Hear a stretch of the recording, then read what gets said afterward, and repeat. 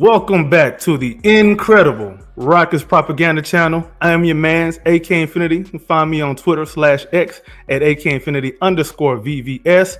I got a special guest in the house today, my man Jackson Lloyd of the NBA's all-time great talking heads, I would like to say. I don't think you get enough credit for what you do out here, man. But thank you so much. It means a lot. Happy to be here. I think this is one of the most enticing series in the first round. Oh, yes, indeed. Real quick, before we get into all the topics and all that, tell everybody where they can find you real quick. Pretty much just on Twitter. Sometimes I write some articles, but mostly just talking ball on Twitter. So at Jackson Lloyd NBA.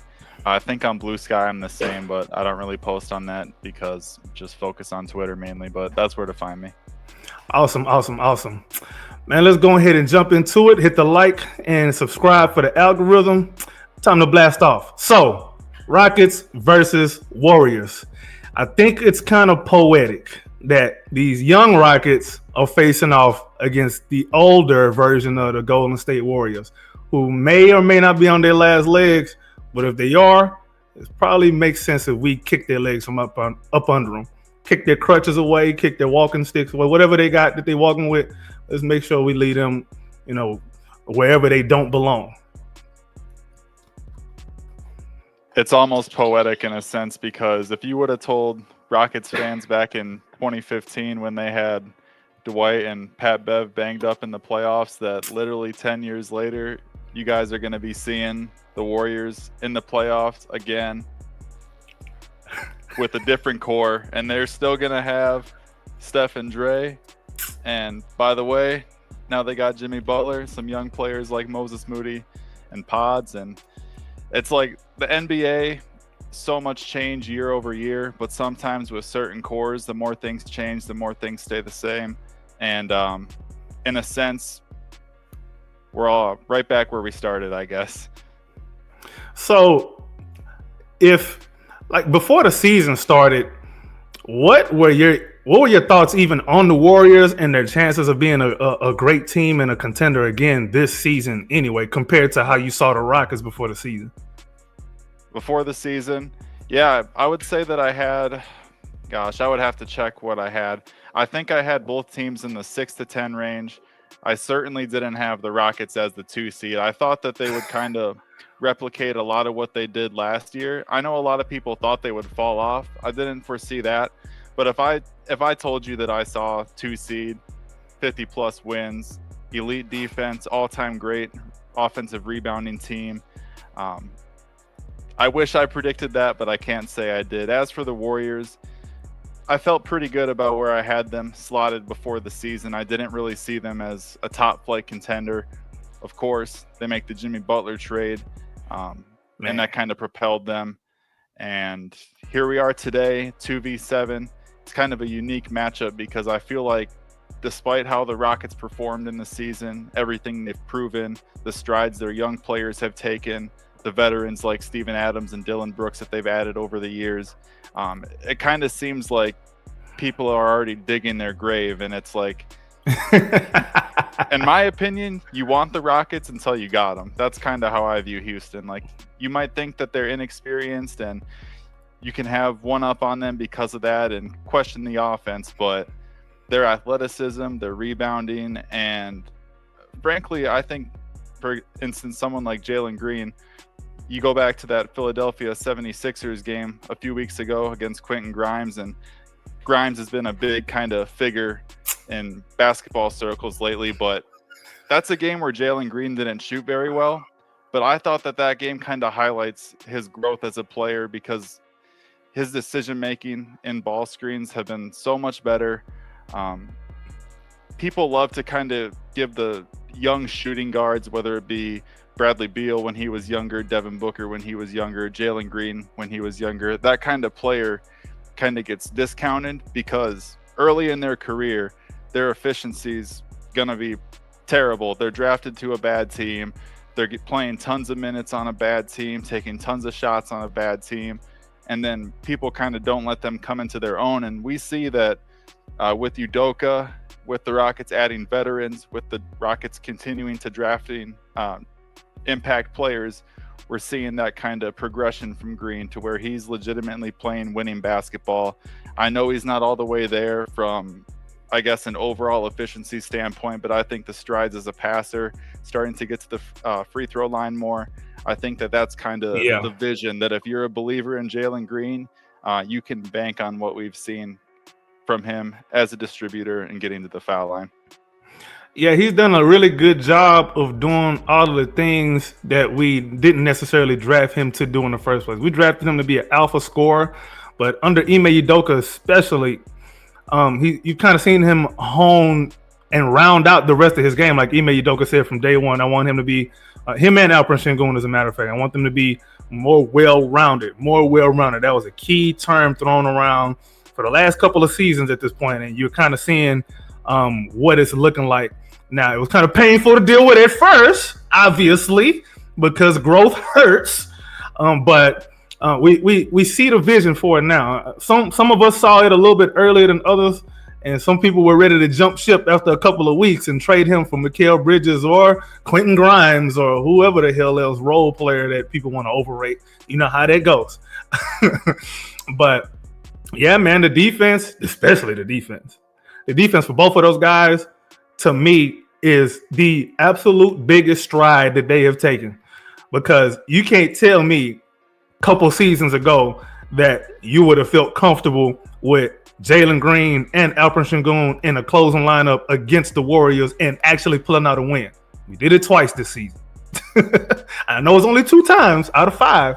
I don't care. I know what I saw, and what I saw to me is replicatable. Like, you can scale that. You can see that being the case in the playoffs as well. I like to look at, when I watch regular season games, I like to look at it in the lens of what's the anomaly? Okay, let's remove the anomaly, and what else is repeatable? That's what I like to go off of. And I think the defense and the effort and the attention to detail that those two have afforded themselves over the last couple of seasons is very repeatable, and we're going to see it on display in the playoffs. Any thoughts on that before we move on? I completely agree. I remember when I touched on how Jalen Green kind of had that stigma for his game, and then Sengun, by extension, kind of has a different stigma, but people just view him as a slow Euro, can't jump, can't guard the pick and roll, stuff like that. And you know, you don't play for Ime Udoka if you don't guard. And with Udoka, a coach like him, he'll take a young player if he believes in them, and he'll, to some extent, be even harder on them. There's been instances and times this season where Sengun has had the rug pulled out from under him from a minute standpoint, if it's whether it be matchup or his performance within that game. And that's not an indictment on Sengun. It doesn't mean Udoka doesn't like him. It just means, hey, let's take a step back. We're not doing X, Y, and Z well, but we're going to get you back in there, and you're going to take care of business next time. And you cannot be a high-minute player. You don't have to be the best defender in the world. If you can be part of a ecosystem and do your job defensively, you can thrive. Absolutely. And I think that kind of goes missing amongst NBA fans sometimes. They kind of look at, the flashy stuff, the blocks, the steals, the Draymond Green type of antics, to look at somebody and say, oh, that guy's a good defensive player. Defense isn't always raw stats. Sometimes it's just how do you perform within the confines of your team's scheme. I'll give you a good example. So I had an episode where I kind of reviewed the difference and I kind of just reviewed how the correct way to look at offensive rating and defensive rating is. I think you look at those two stats in the confines of only the team. Like, you can't compare defensive rating for, let's say, for example, Alperen Sengun on the Rockets versus, let's take a bad defensive team, Chicago Bulls, and let's say Nikola Vucevic. You can't really compare the two because the Rockets are a good defensive team and the Bulls are absolutely not. They don't guard anybody. There was a time when, so I used 2 specific examples. So Karl Anthony Towns last season with the Timberwolves, as you know, they had a really good defense. he had a better defensive rating than Giannis Antetokounmpo. Let's be serious here. Are you going to put Karl Anthony Towns on another team's best player on the last possession of a game because he got a higher defensive rating? Absolutely not. You're not going to do that. So that's not really the right way that people should look at like things like defense. Defensive rating is just how you impact your team's overall defense. Period. Full stop. That's where same goes for offensive rating. Somebody's offensive rating may not be higher than somebody else's, but that doesn't mean that they're a better offensive player. It just didn't work that way. Any thoughts on that before we touch the next topic? Yeah, I like the way you put that. You kind of have to take it as a piece of information and compare it to that kind of context because, as you mentioned, Towns did his job for the Timberwolves, but in terms of responsibility, skill set, just athleticism in general, he doesn't compare to Giannis as a defender. And the Bucks are kind of at that stage as a team where a lot of the players around Giannis, they're either going to be young players on rookie deals or veterans on minimum contracts, and they're kind of just trying to fill out the roster. So his kind of placement on that team is he's going to have such a burden and responsibility on that end. So you can't just say if he had a defensive rating of 116 and a player had a defensive rating of 113, you can't necessarily apply equal, whether it be blame or credit, just to one player. You kind of got to take it in as a piece of context and then compare it to what you see. I mean, in my opinion, it's more about evaluating defense. I think you truly got to watch someone every game to get a great sense of how they're defending. That's just my opinion. Of course, that's not feasible for everyone to watch every player. So that's where it's fine to use kind of numbers to contextualize and fill in the gaps. But yeah, so long story short, I agree with you. Yep. Just kind of what's more important is kind of how the player is being deployed defensively. That's really the skinny of it. That's why the film is always important. I mean, numbers are cool, but got to watch the games too. Now, let's dig a little bit more into some fun stuff with this Rockets versus Warriors series. So, first thing I kind of wanted to touch on is, which I think is kind of fun.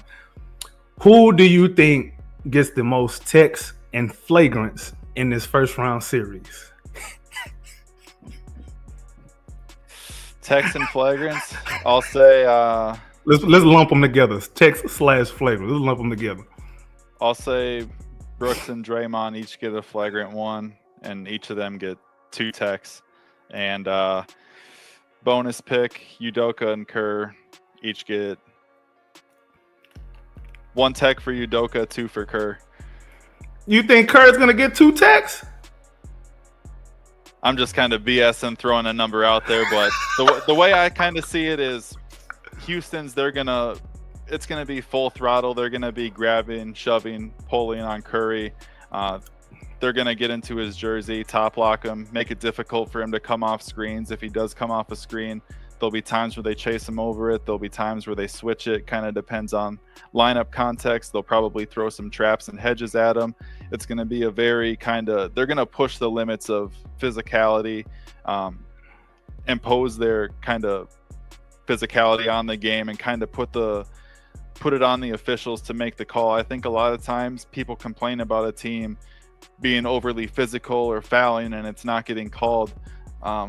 First of all, it's not going to get called every single possession. And 2, if you're the team kind of dictating the game, you're kind of going to get more of those 50-50 calls. If you're playing hard, getting to loose balls, diving on the floor, boxing people out, you're going to get more of those kind of, oh, is that a foul? Maybe a little bit of incidental contact. Those calls are going to tend to go your way. At least anecdotally, I feel that way. Whereas if you're a team that's playing passive, indecisive basketball and you're getting beat to the spot every single time, you're not going to get the benefit of the doubt from the officials. I would say both of the teams, in my opinion, already play playoff basketball throughout the regular season. So I think that's probably going to be the most interesting part is who sets the better physical tone, who throws the first punch, who lands the first punch, who calls the first time out. I like to think of that. Like to me, whoever set the tone is the team that didn't call the first time out in the game. That's who's setting the tone, because obviously you got to go back to the drawing board and adjust something that clearly ain't working. So hopefully it's the Rockets, and we've seen the Rockets really, come and not necessarily schematically do anything that's bothering other teams. It's just from a physical standpoint and an athletic standpoint, other teams are just like, yeah, this is a little bit much. We got to switch something up. So as far as the Tex and Flagrants go, though, it's gonna be Draymond.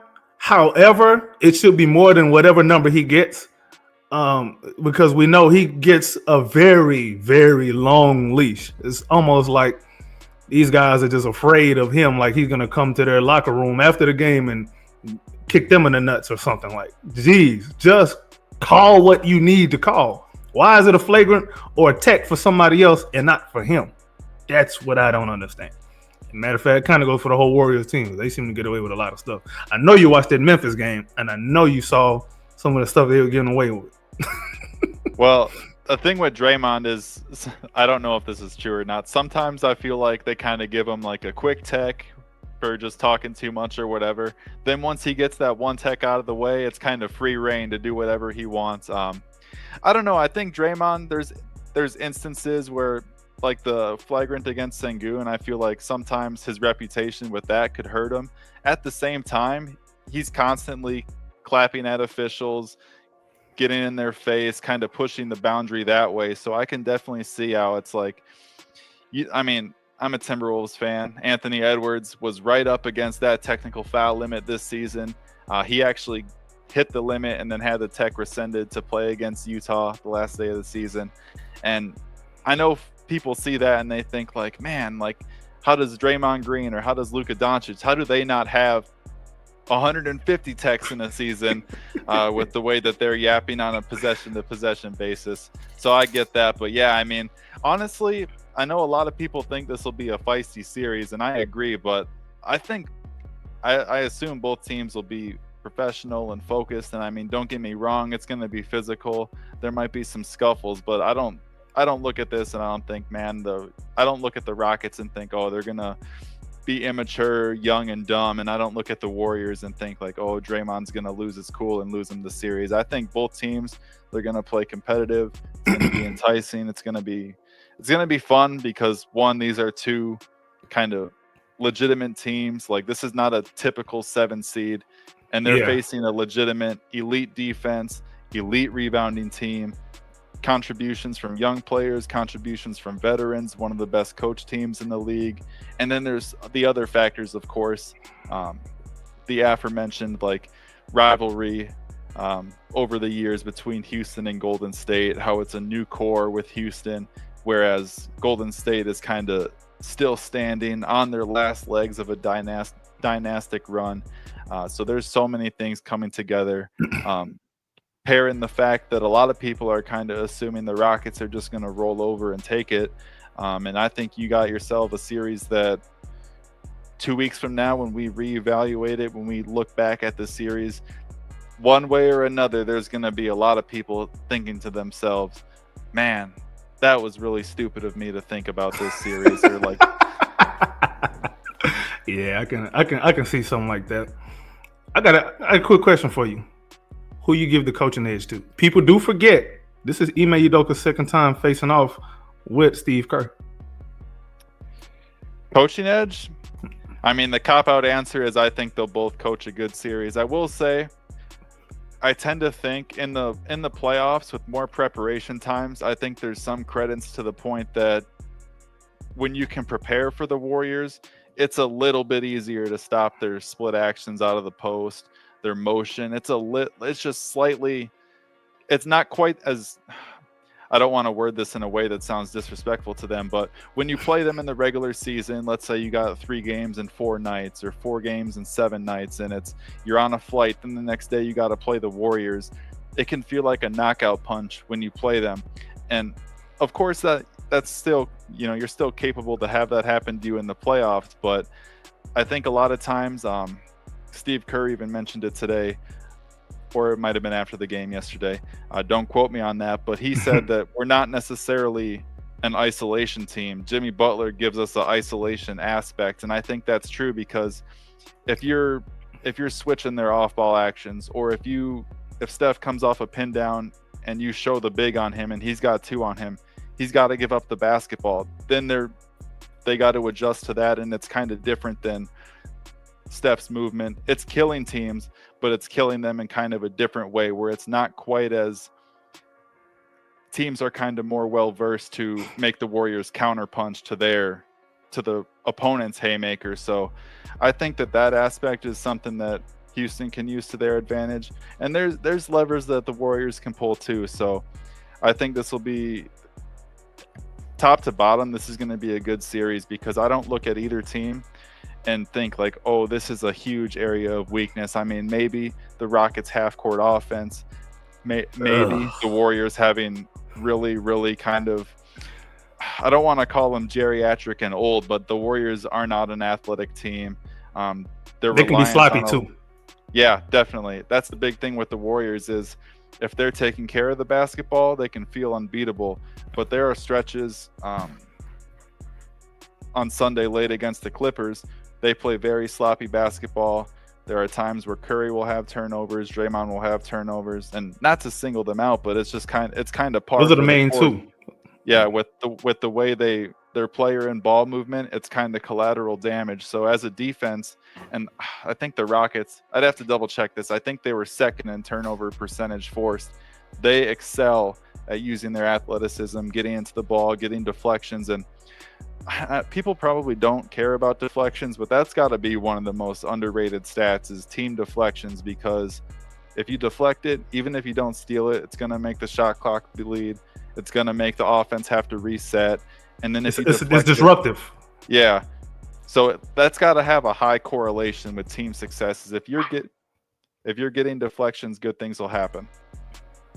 Cool. I totally agree with that, man. That is a place where the Rockets do thrive with, especially with the Terror Twins. All that length. And another thing too is I think our personnel kind of disrupts what the Warriors want to do in the first place, and it disrupts their counter because you got a bunch of guys who can stay with Steph running around these screens. But if you really want to ISO, do you really want to ISO against Tari, Jabari, Dillon, and Amin? If you're Jimmy Butler, like Jimmy likes to post up guards, try posting up any of them guys, see what happens. Good luck with that. Good luck with that. You go miss a shot, or you go get the ball stripped out of your hands. You go get blocked. Something bad gonna happen to you. I wish they would do that against the Rockets. Jimmy isn't even a guy that I worry too much about, but we'll kind of get to that in a little bit. Next little fun question. Over under on ejections. I say 2.5. And I'm picking the over. Wow. Okay. I'd put it at ejections. I'll put it at 0.5, honestly. I could see the only way I would see an ejection is if the series became lopsided. I could see somebody losing their cool. And maybe this is me putting too much faith in Draymond or Dillon Brooks, but to me, I feel like if it got to a point where it's 3-1, 3-0, maybe tempers flare in either direction. But I think this is going to be a series where I don't think that the officiating crew is going to want to make it an ejection show, because that's such a hot button topic. A couple years ago in the playoffs when Sabonis grabbed Draymond and Draymond stomped him, and that kind of became a discussion point, especially after he got ejected and he was kind of hyping up and playing into the crowd. I mean, I don't know. It'll be interesting. Maybe it'll be 2.5 ejections. 3 people get ejected. That would certainly be kind of humorous and good discussion point. But man, I don't know. I think this series is going to be a grind in the best ways. And people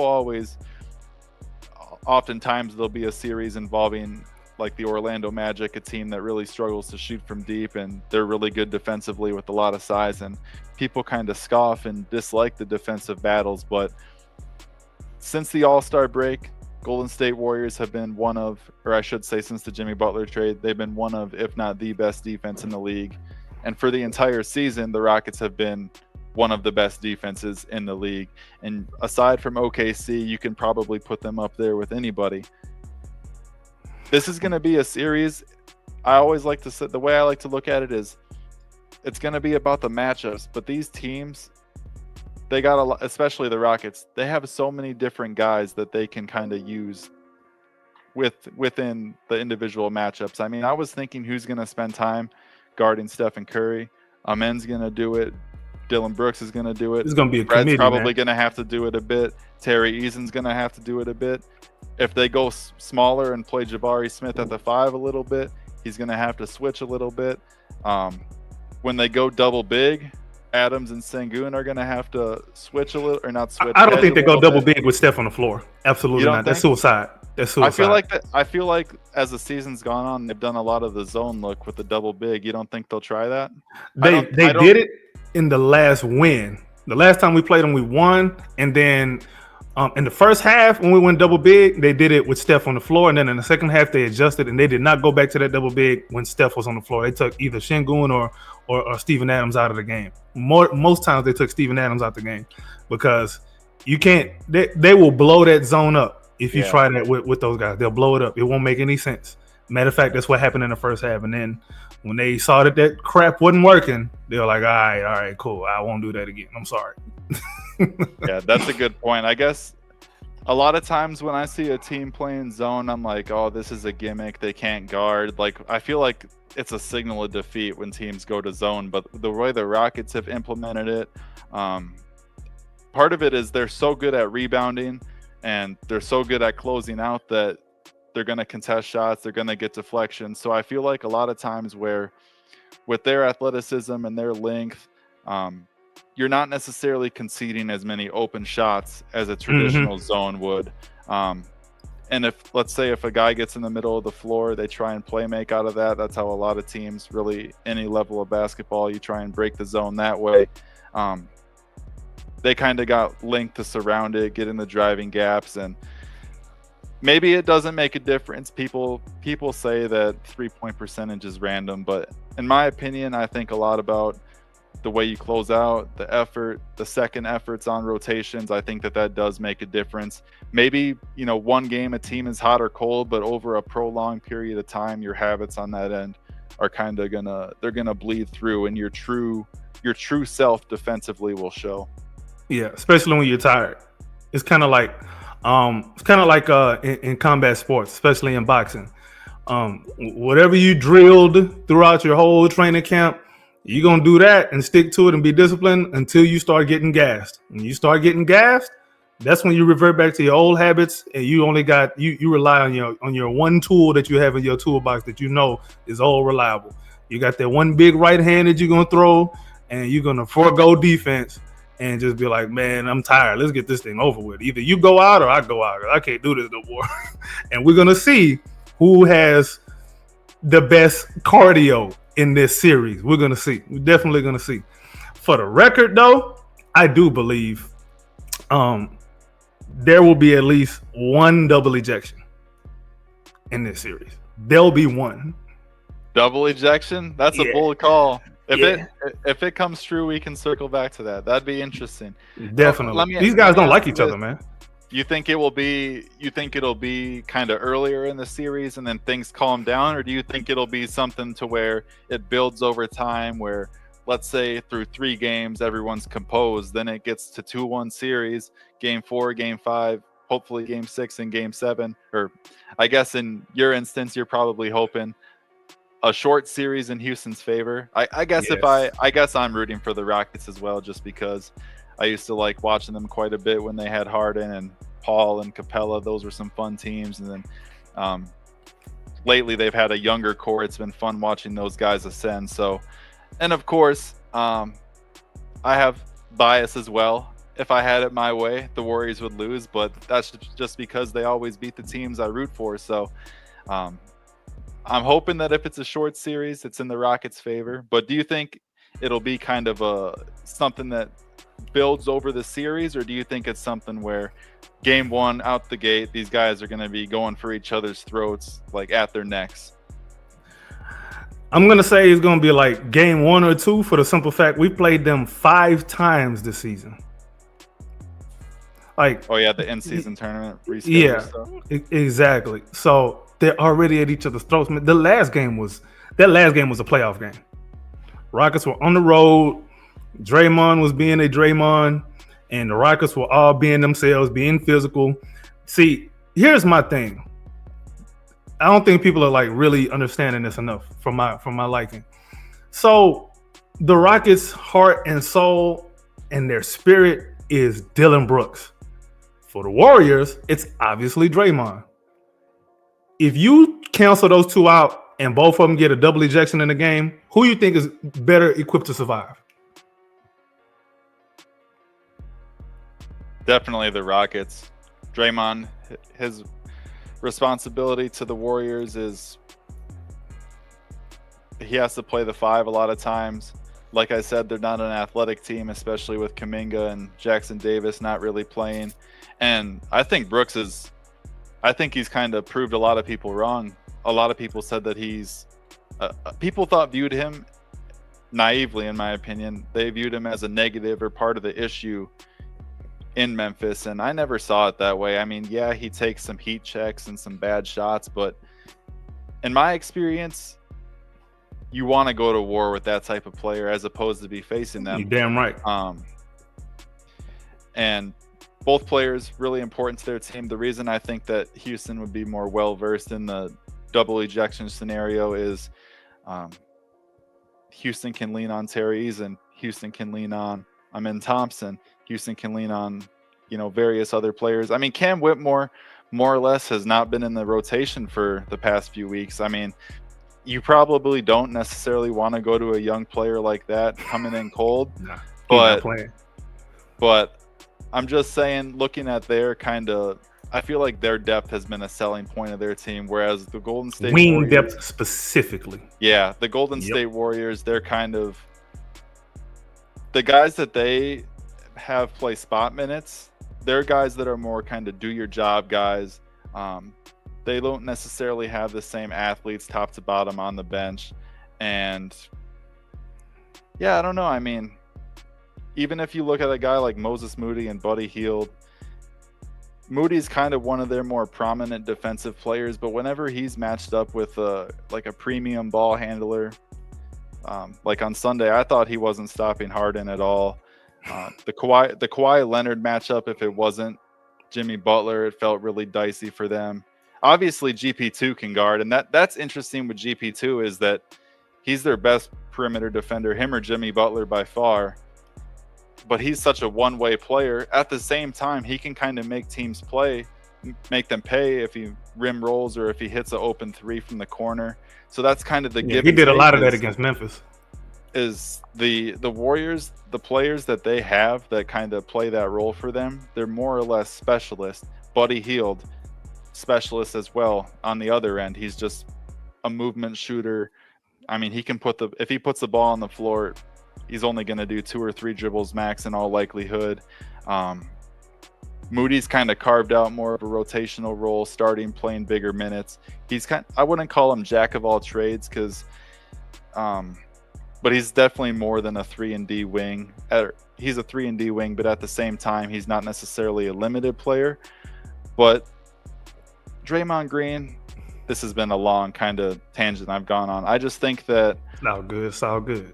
The build of the Rockets roster, the way they've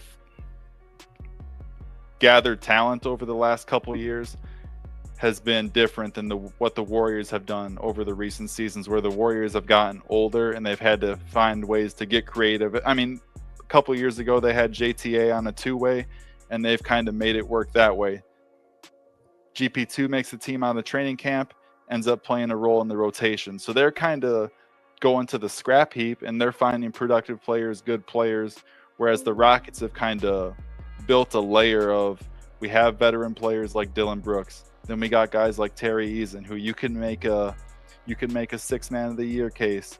You could make a all defense case. I mean, we talked about it earlier with deflections. Eason's a huge deflection, steals, blocks guy. And I don't know if he'll ever be the league lead in any of those categories, but if you look at his stocks, steals and blocks numbers, his deflections, he's always going to be towards the top of that list, especially if you limit it to guys that are playing 24, 26, 28 minutes a game, whatever it may be. He could probably play a true 30-minute a game role if need be. Yeah, he most definitely can. He most definitely can. That kind of brings me to my next question, man. So I was gonna ask, like, who are your 3 X factors for each team? And when I say X factor, I mean somebody who's not like a main focus of the team. So, for example, for the Warriors, it would be Steph, Jimmy, Dre. For the Rockets, it's the hierarchy has developed itself finally. Now it's Alpi, it's Jalen, and it's Amin. Now, outside of those 3 for each respective team, who would you say are like 3 X factors, if it's up to 3, for each team? Like, who's a guy who can swing a series for each team? Okay, so for the Rockets, this one might be too much of a, I don't know if you would consider this kind of a, not an X factor, but I'll say Jabari Smith Jr. I think a lot of people definite X factor. People have been disappointed with him, but I look at him and I think that he's going to become, and I mean this in a complimentary way, he's going to be one of the best role players in the league for 10, 12 years. You look at someone like Marvin Williams, had a really good career, made a lot of money, played on a few good teams. Jabari Smith could be a better version of that player. Most definitely. I like him playing the 4. I think he's a good rotational defender. I think if he has to guard the ball, he's fine doing that. I mean, I'm not saying that you want him to defend Stephen Curry, but if he got on a switch against him, if he had a matchup against Jimmy Butler, you mentioned earlier in the pod, this is not going to be an easy matchup for Butler, and I agree with that. Butler as a scorer, he's really good one-on-one player with his pivots, playing off 2 feet. Yep. But he's a guy, the way the teams he truly punishes is if you're going for his shot fake or if you're over helping, then he's going to kick out to shooters. He's not necessarily going to the rim. He's not barreling to the rim to finish through traffic unless it's going to be marginal contact that he thinks he can sell the foul on and finish that way. He's looking to use shot fakes, pivots, and kind of his veteran guys to make plays. The way that the Rockets kind of counter that, if they stick to the game plan and have discipline, is they have the athleticism to kind of just trust who they are, guard it straight up, and live with the results. If Jimmy Butler makes a lot of mid-range jumpers, you have to be willing to accept that. Once you start crowding his airspace, going for the shot fakes, leaving your feet, stuff like that, he's going to start, if he starts getting 8, 10, 12 free throws in a game, that's where you're in trouble. Yeah, that's where there's problems. So the X Factor 1, Jabari Smith Jr. X Factor 2, because I could see this going one of 2 ways. I could see Steven Adams playing a huge role, or I could see him playing a lesser role. And the reason why he's an X Factor is because what we talked about earlier is Draymond Green is the 5. He can play the 5. But the Warriors are not quite a great defensive rebounding team. Last 2 games against the Grizzlies and against the Clippers, they've allowed 25 offensive rebounds. That's a really high number. If the Rockets can kind of swing the possessional battle their way, that's the series. I mean, because the Warriors, they've been a bit better with Butler with the turnovers, but they're gonna inherently turn the ball over just with their style.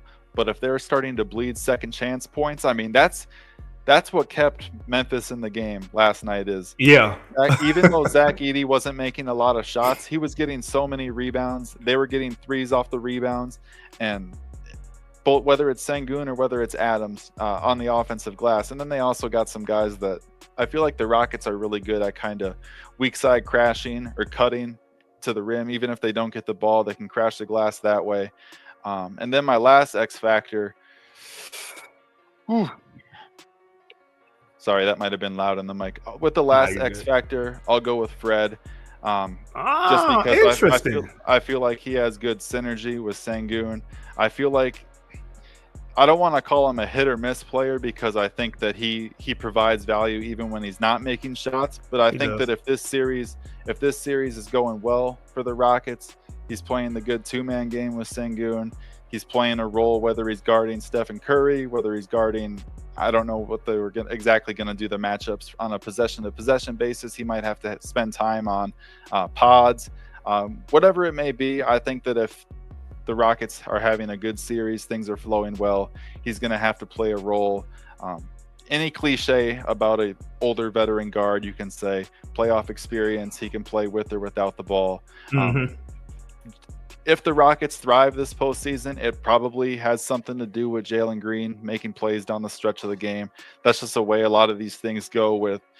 You're going to have to lean on your tough shot makers, your best athletes. There's no surprises in the playoffs. All of these teams have prepared for whatever plays and sets they run. The advanced scouts have that all detailed out.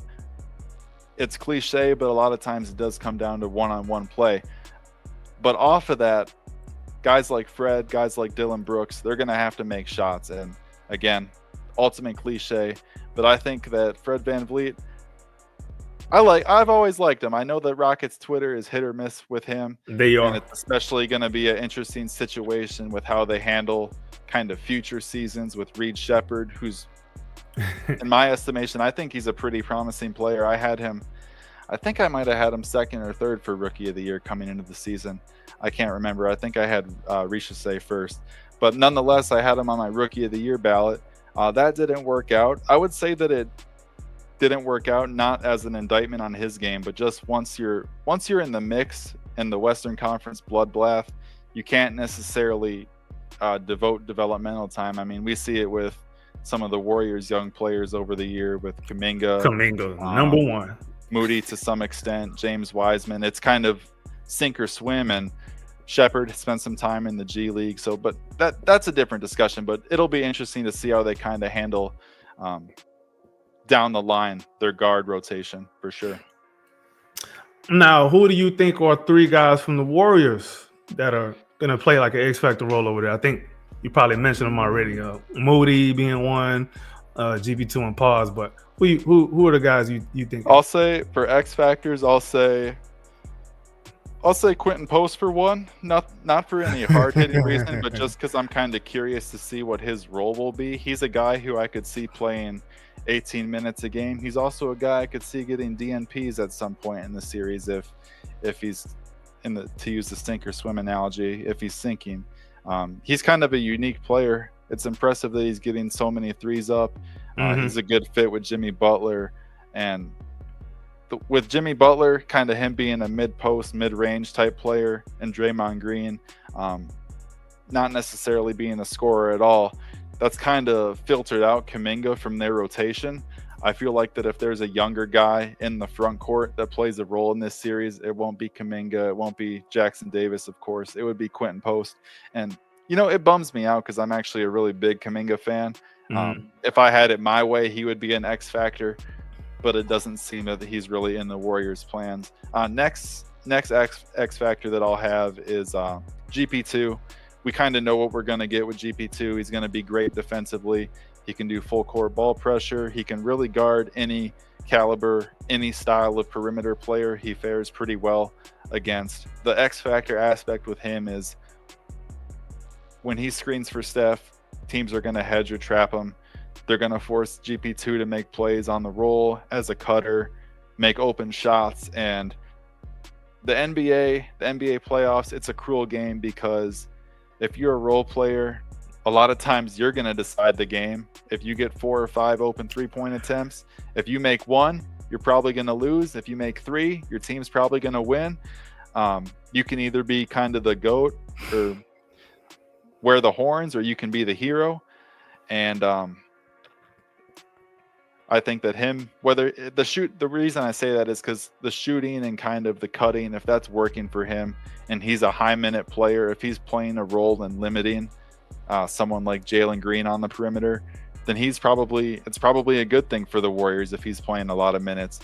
Whereas if he struggled so much that they have to play him only 12, 14, 16 minutes, this could be a series like, suddenly the Warriors aren't playing one of their best defensive players.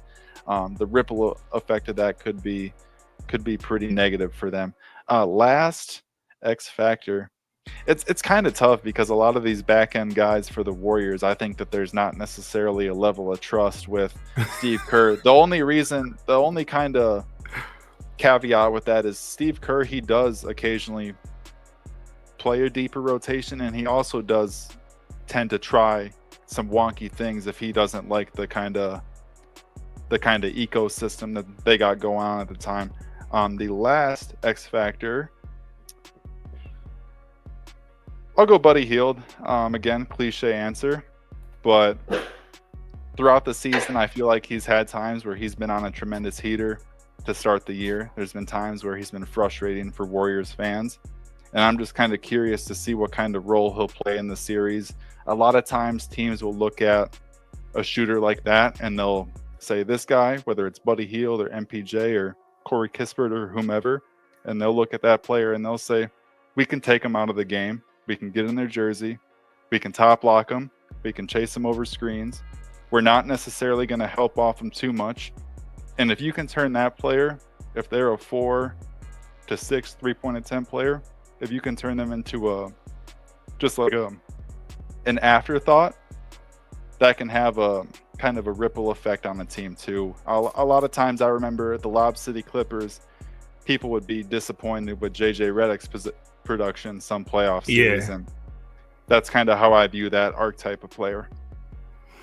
The Warriors are actually shooting as a whole. They're shooting, their true shooting is about 54% against the Rockets. Their effective field goal percentage is about 50%, and they're shooting 34.6% on threes against the Rockets this season in them 5 games. If I'm the Rockets, I like them numbers. However, most important stat is not even the efficiency, it's the attempts.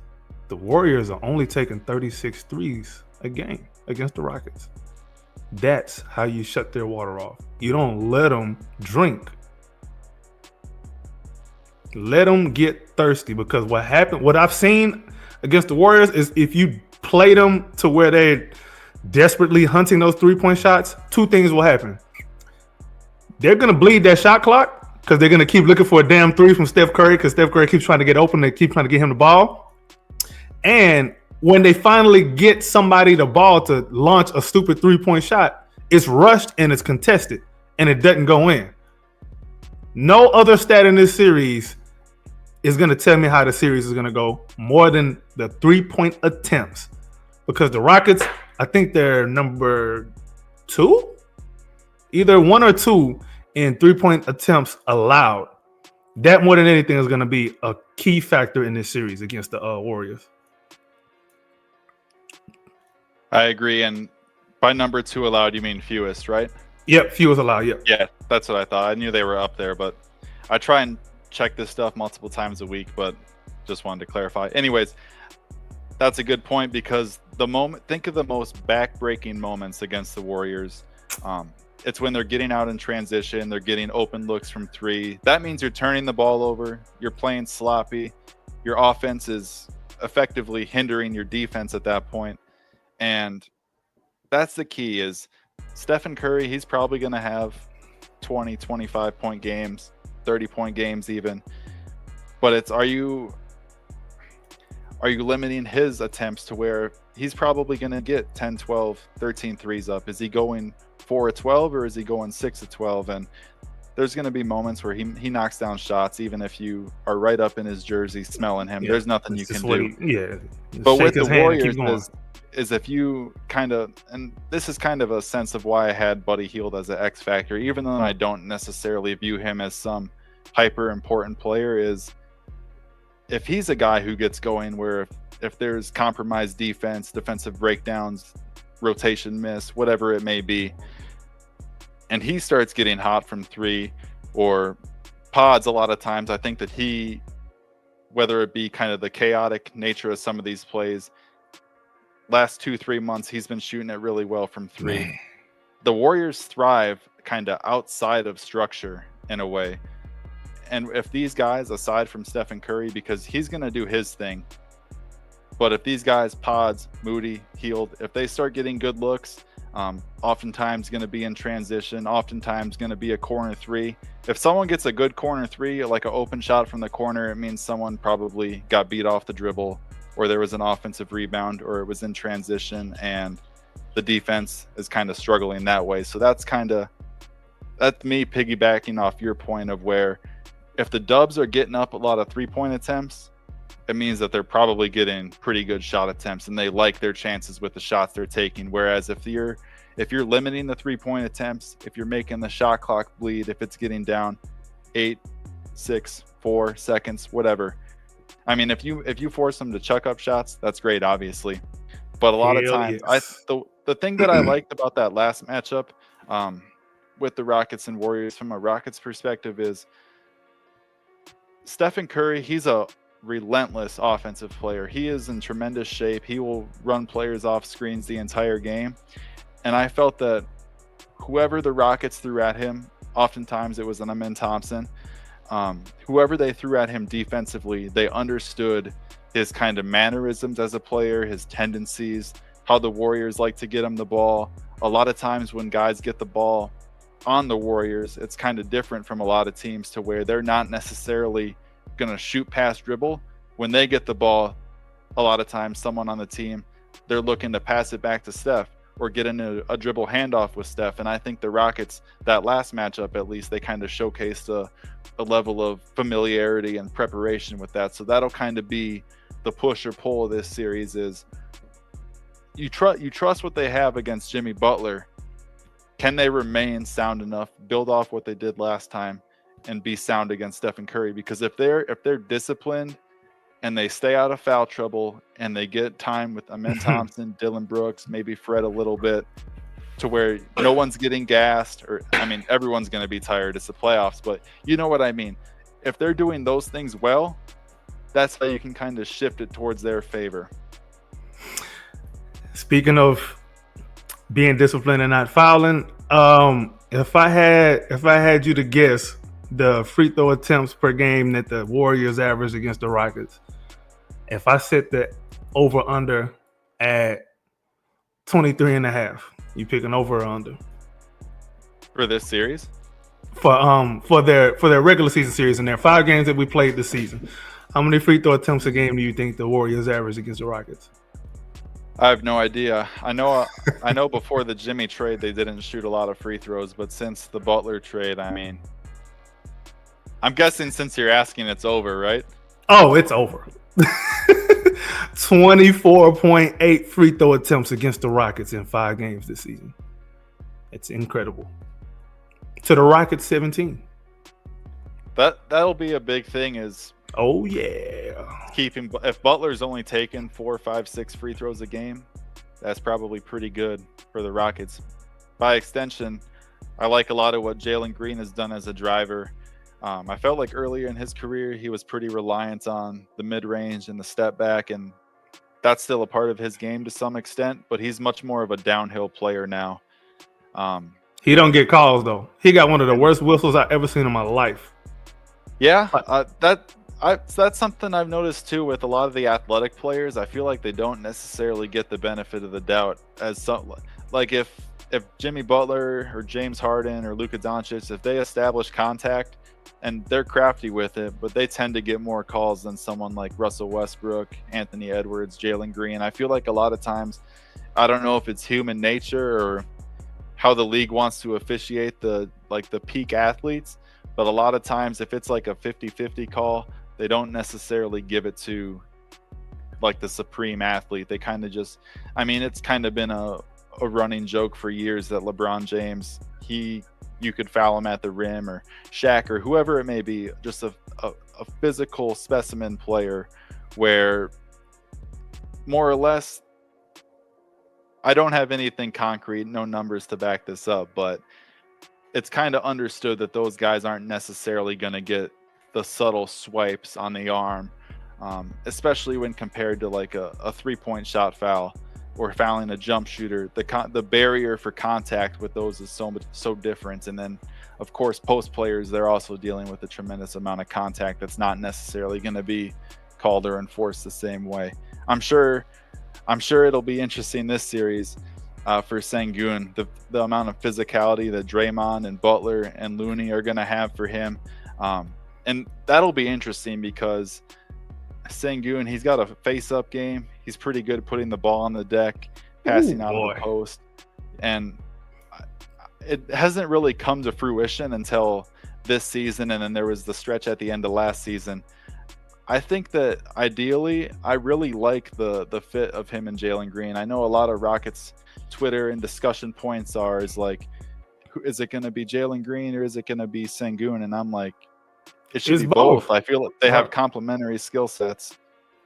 Like this is obviously pie in the sky comparison, but Jokic and Jamal Murray, Yeah.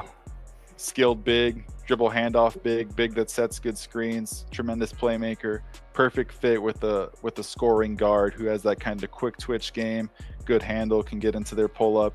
Jalen Green, like I said, becoming a more downhill player now.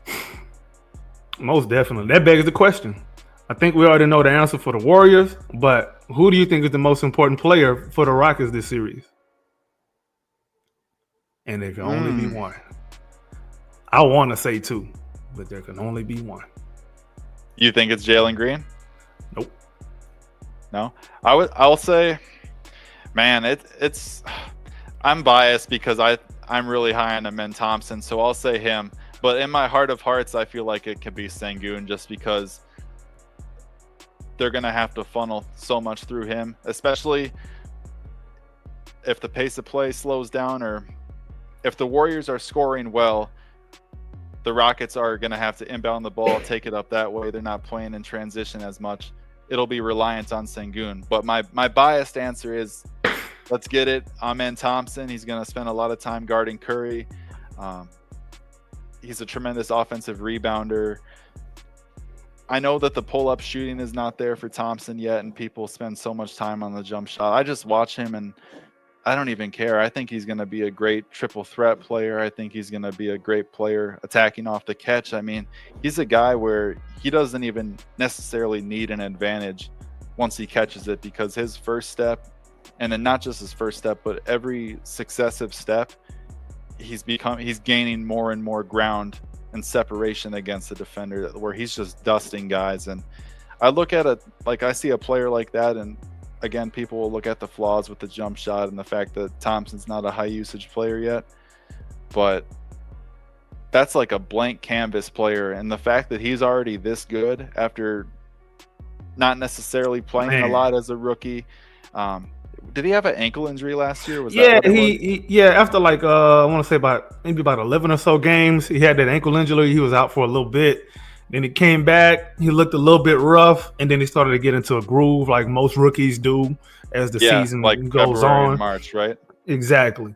Then he got thrust into the starting lineup when Alperen Sengun got hurt, and he really blossomed into what we're looking at. A little bit of what we're looking at today, but what we're looking at today is just a completely different beast. His handle is a lot tighter. His decision making is a lot better. His defense, if you can even say get better, like Jesus Christ, like how much better does his defense need to get? Because it was really good last year. He's already one of the best 5'10", whatever defenders. Most definitely. He's gonna definitely. I mean, I don't know if he is gonna. Judging by the votes I've seen, I think he's gonna make all defense. It's well deserved. If he doesn't, that I can never take an all defense or all anything team serious ever again. That means y'all ain't watching. You just going by your narrative. Yeah, I felt like the Rockets years for PJ Tucker. I feel like he never got the proper due either when he was in Houston as well. But that's kind of unrelated. But yeah, so who do you think is the most important player? I kind of did a cop out and picked two players. For me, it's gonna be Alperen Sengun, and I'll say this: what I saw, I know it was just a one game thing, but what I saw in that last game against the Warriors and how he handled Draymond and his antics, that told me, oh, he's rock solid up here in his mind, because that's how the Warriors get most bigs, especially young bigs. If you look in history, most bigs don't play well against the Warriors, do they?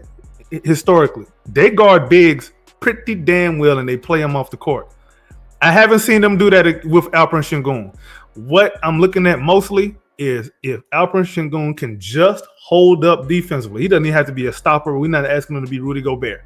If all he has to do is hold up defensively, I think offensively he'll come around, because you always have to allocate somebody to him. You must pay attention to Alperen Sengun, because if you don't, you're going to pay. And he's a guy that gets to the free throw line as well. And he don't play like no punk. He don't play like no lady dog at all. He play like a grown man. Okay, he gets rebounds, he gets physical. He got a little finesse around the basket, but just because he's not dunking on you all the time, that don't mean he's a soft guy. He got good touch around the rim. Earlier in the season, he struggled, but he's gained his touch back. And once they tried to get physical with him in that last game, and he responded by matching and surpassing their physicality, and he started to produce, I was like, he solved the Warriors puzzle. I have no more worries about him. He solved it. I'm good with it. I'm good with it in a 7-game series against the Warriors. I'm fine with it now.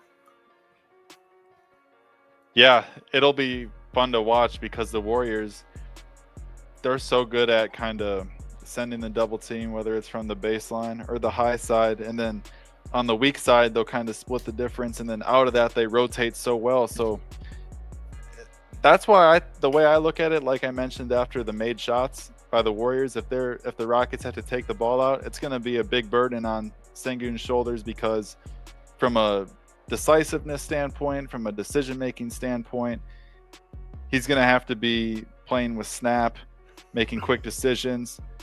The Rockets as a team are going to have to do a good job of entering him the ball when he gets good post positioning. Aside from Draymond and Butler, you feel pretty good if he's able to seal off a matchup. And even against Butler and Draymond, he'll score as well. But just from getting like premium position in the post, he shouldn't have difficulty necessarily getting a catch. But that can be a tricky thing, as a lot of players struggle with entering the ball to the post, especially younger players or later in the clock, end of games. It can be more tricky with kind of the opposing defense going full throttle. But that's just something I'm watching because, man, I mean, it'll be interesting to where the Warriors are not necessarily a team with size, but they still got pretty good length. Moody, Butler, Draymond in the starting lineup. And then they're obviously kind of a more veteran team now. They communicate. They're another team that gets a lot of deflections, plays off turnovers. Yeah. So it'll be a challenge for Sengun, but to me, it kind of feels like a lot of people make fun of the Rockets and make fun of Sengun and say that, oh, he's just a slow big against the Warriors. We know how this goes. That to me, that's good luck pretty that's pretty unfair, because he's played a role. He's played a ton of minutes the whole season on a damn good defense. And you don't think anyone else in the NBA thought we should attack a slow big? Like, that's not exactly a groundbreaking thought that people have on Twitter, where they're like, oh, they'll just play Sengun off the floor. It's like every team in the league wants to play the other team's one of their best player off the floor. And to me, it's not going to be about the defense with Sengun, because I trust him and I trust the Rockets perimeter players. Their athleticism, their ability to get skinny through screens, their ability to switch when they want to, that makes it easier for Sengun to kind of be a do-your-job guy defensively. They're not asking Sengun to be the best rim protector in the NBA, and they're not going to ask him to always switch out on Stephen Curry. They're going to ask him to, hey, at this point in the shot clock or this point in the game, we're going to need you to drop, or we're going to need you to hedge. And they're going to score sometimes, but we just need to know, are you going to be in the proper position at the right time? Because if you're not, it's going to be a layup or a dunk. But if he is in the right position, the Warriors are going to score sometimes. Stephen Curry, probably a top 2 point guard ever, maybe the best point guard ever, top 10, 15 player of all time. Wherever you slot him, he's going to make plays. The key with the Warriors is, and this was especially true in the Iguodala, Durant, kind of Sean Livingston years, where they had that mind melt where they would get, everyone knows about the 3-point shots, but they would get so many easy cuts, easy dunks, plays like that.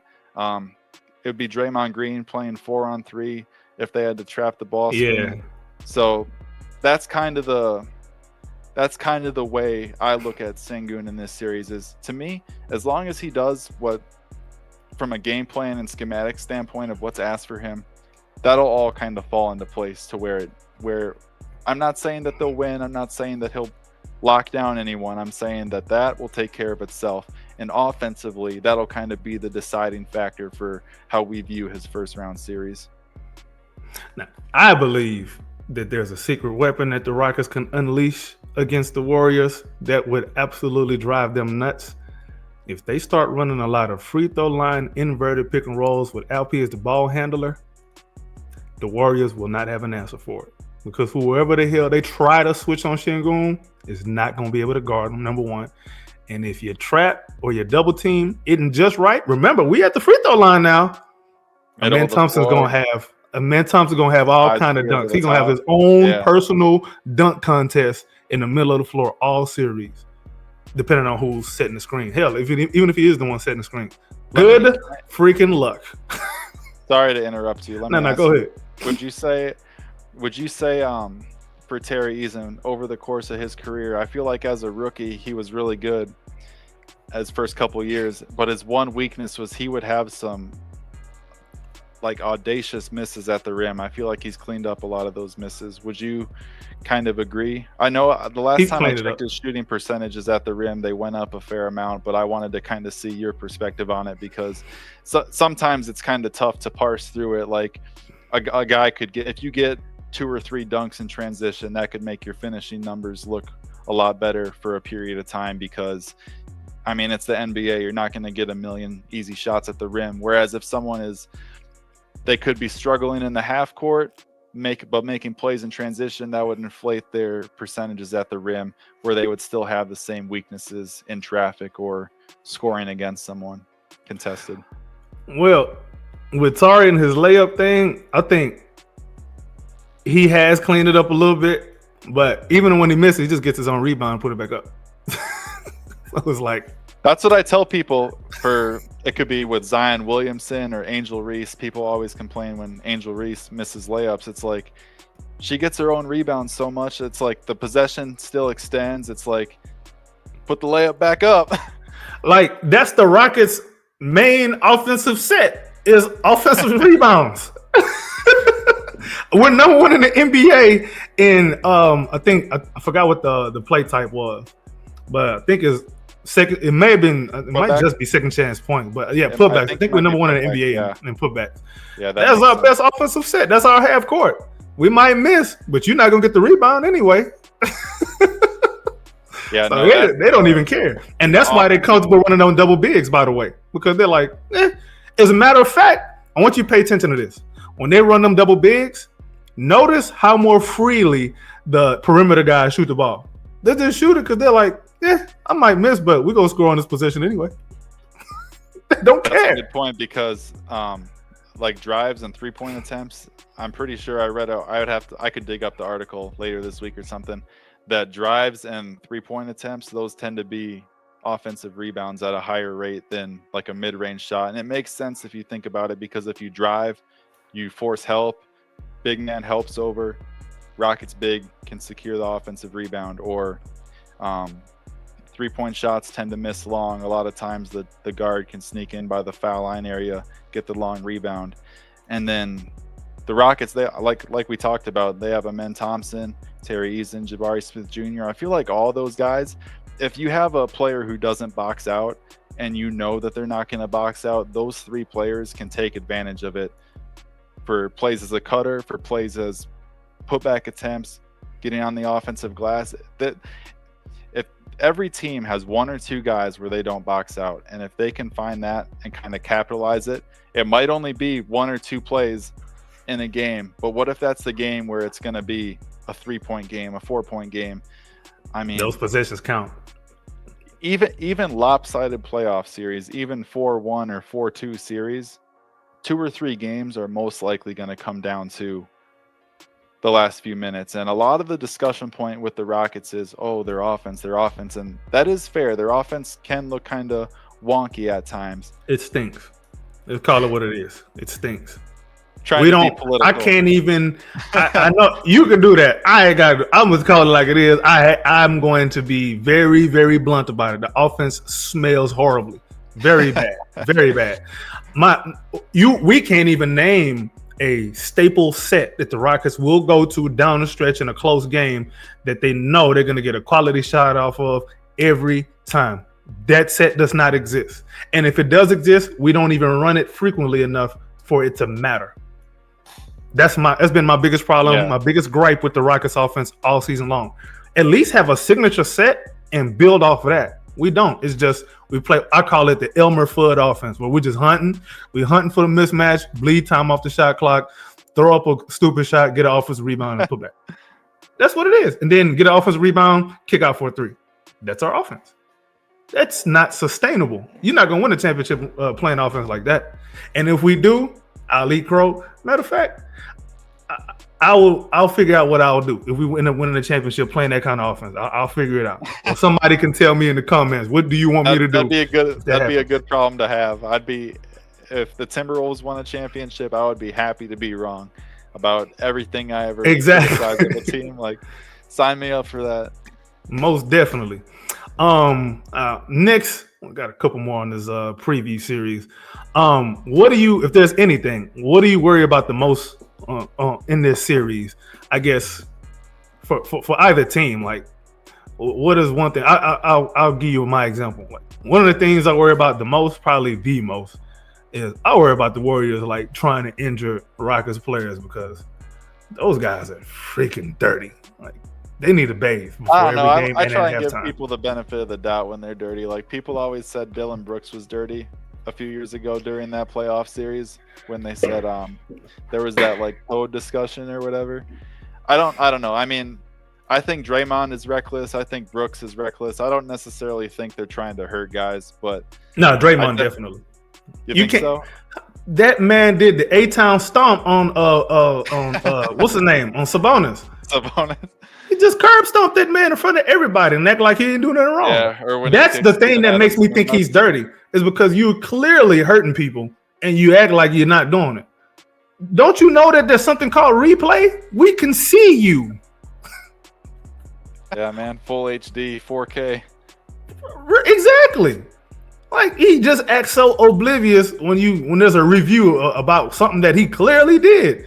My friend, you intentionally threw that elbow at Alperen Sengun's eyeballs.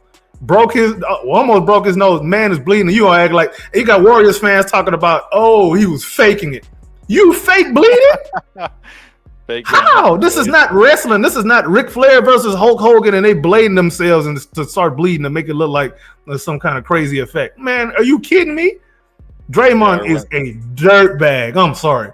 That man, if you ever go to Home Depot, you go to the soil aisle, you get the biggest bag of dirt. I call that Draymond. We sell Draymond over there in aisle 10. That's Draymond, dirtiest guy I ever seen in my life play basketball. It's horrible. And as a matter of fact, you can tell there's a pattern of who he does it to. He knows who not to do that with. He knows. Like, he wouldn't dare do that with Isaiah Stewart. It just won't happen. He might get suplexed. Like, you saw what happened with Ron Artest. When Ron Artest was on his pills and he was trying to be on his best behavior, he was like, hey, man, relax. I took my medicine today. But that medicine could wear off at any point. You might want to relax. And Draymond was on his best behavior. He was like, oh, I'm sorry. Come on, man. Draymond is a terrible person. I'm sorry. And then what also irks me is the man is leading in the Defensive Player of the Year race all because he asked for it. Can somebody make sense of this to me? I think he has a case. He's not my choice, but I think he has a case. His case only came when he started talking. And his case really only started when Jimmy came and made the defense so much better than what it was. So to me, I feel like that just says more about like the media landscape where people kind of take something and run with it. Like, I think he should have been in the mix initially, but they didn't really take note until he started talking about it. And I'm not a big Draymond fan. I think he does a lot of low blow stuff, like the suggesting that Cat missed the game on purpose when he was going to a family that's dirty funeral or whatever. Like, there's just stuff you don't say with that. And I do think that I think that if you're facing Draymond Green, it's more likely you get injured. I don't think he's trying to hurt people. I think he's just got, he's got a little something different. It's part of what makes him great. It's part of the reason. I mean, people say that his kind of demeanor, double-edged sword, is when he's out of it or whatever, for lack of a better term, is he's let the Warriors down at times when when Steph Curry's out or they're down bodies, and he's gotten himself ejected from games when they've been in the play-in mix, they've been in the playoff mix, and there's kind of that cloud over him to where people say, oh, Draymond doesn't want to play today. He's going to get 2 quick texts or he's going to get a flagrant foul. And so, yeah, so no, I see that perspective. And to some extent, I agree, but I don't think he's actually trying to hurt people. I'll let you make it on that one, Jackson. I will let you make it on that. You're entitled to your opinion. I'm not going to get you in trouble. Now, let's call the series. Let's call the series. How many games? Who comes out of it? All right. When I first was looking at the West playoff matchups, and I was thinking, I was like, oh man, the Rockets are going to have to face the Warriors. And initially, I was like, man, in my opinion, a lot of good stories in the playoffs, they don't end that way. But for one round at least, I think the Rockets take it in 7. The reason I think that, I don't think they're going to play well offensively necessarily, but athletically on the defensive end, I think that they're going to be versatile, whether they're going over the screens, chasing Steph, the way they close out on the shooters. If they have to switch, they got guys who can guard 1 through 3, 2 through 4. They're versatile in that way, even if you don't look at their bigs as kind of versatile defenders. Everyone around the bigs, they're versatile. The bigs, they rebound. They end the defensive possession. So you need that too. And I think that they'll tilt that. They'll tilt the possessional kind of game in their favor. And I think that while Jimmy Butler, he's going to get he's going to shoot some free throws and he's going to make plays, pass some kickouts to shooters, spray passes. I think that the Rockets, in a kind of a long series format, they're going to be prepared for the Golden State Warriors post splits. They're going to be prepared for their delay actions. They're going to be prepared for all of that. And I think that they're going to defend credibly. They're going to defend well. And I think that this series, a lot of times I look at it like the Rockets have home court. They're just as capable defensively. I think they're a little bit of a deeper team. The only kind of thing in the back of my mind is, of course, they don't have a player like Stephen Curry. Of course, they maybe or maybe not they have a player like Jimmy Butler, but that's besides the point. Overall, I think that people look at them as kind of the underdogs in the series, the inexperienced team, although I would kind of push back on that because they have at least 3 players in their rotation that have tons of playoff experience with Van Vliet, Steve-O, Dylan, and Adams. Fred, Yeah. And I don't know how much Jeff Green is going to play, but Jeff Green oozes experience too. I mean, I'm sure he's probably championship experience. Yeah, so they got good guys to have in that sense. So I don't necessarily buy the experience aspect. Again, offense is fair game. It's an issue, but I think that they'll make enough plays on the offensive glass to offset empty possessions, stagnant possessions where the Warriors double the post, get the ball out of Sengun's hand, and the Rockets got to throw up some bull crap. I think that it'll be a grind. I think that the series won't be for everyone. Some people want it just to be lollipop basketball. Everyone scores 140 points. I don't see either team cooking this series. In the best ways, I think it's going to be ugly, but I think it's going to be a well-played ugly. A well-played Rockets ugly. in 7. Rockets in 7, eh? Can I shock you? You all right with a little electricity? Let's hear it. I'm about to be static shock real quick. Rockets in 5. Let me explain. Youth aside, the Rockets don't play like a young team. When you watch them play, they play more like a veteran team. When you beat the Rockets, you earned it. You don't just go in and just like, we about to roll over these young guys. Absolutely the hell not. You're not going to do that. You're not going to. You can't punk them. All of the intangibles, in my opinion, they're in the Rockets' favor. All of the things that teams do to lose games, the Rockets don't necessarily do those. They're actually one of the best clutch teams in the NBA, as a matter of fact. Now, I'm going to give raw stats now, why I believe the way I believe. All right. Now, obviously, we already talked about the Rockets being really diligent about preventing them from taking threes. That's one thing. Now, over over under. Matter of fact, I'm not even gonna give you over under. If you had to guess what their assists per game against the Rockets this season is, what would you think it is? On the season, they're pretty high up, normally, right? They're pretty good against everybody. I mean, it's what they do. But if you had to guess, what's their average assist per game against the Rockets? 21. Nah, ain't that low.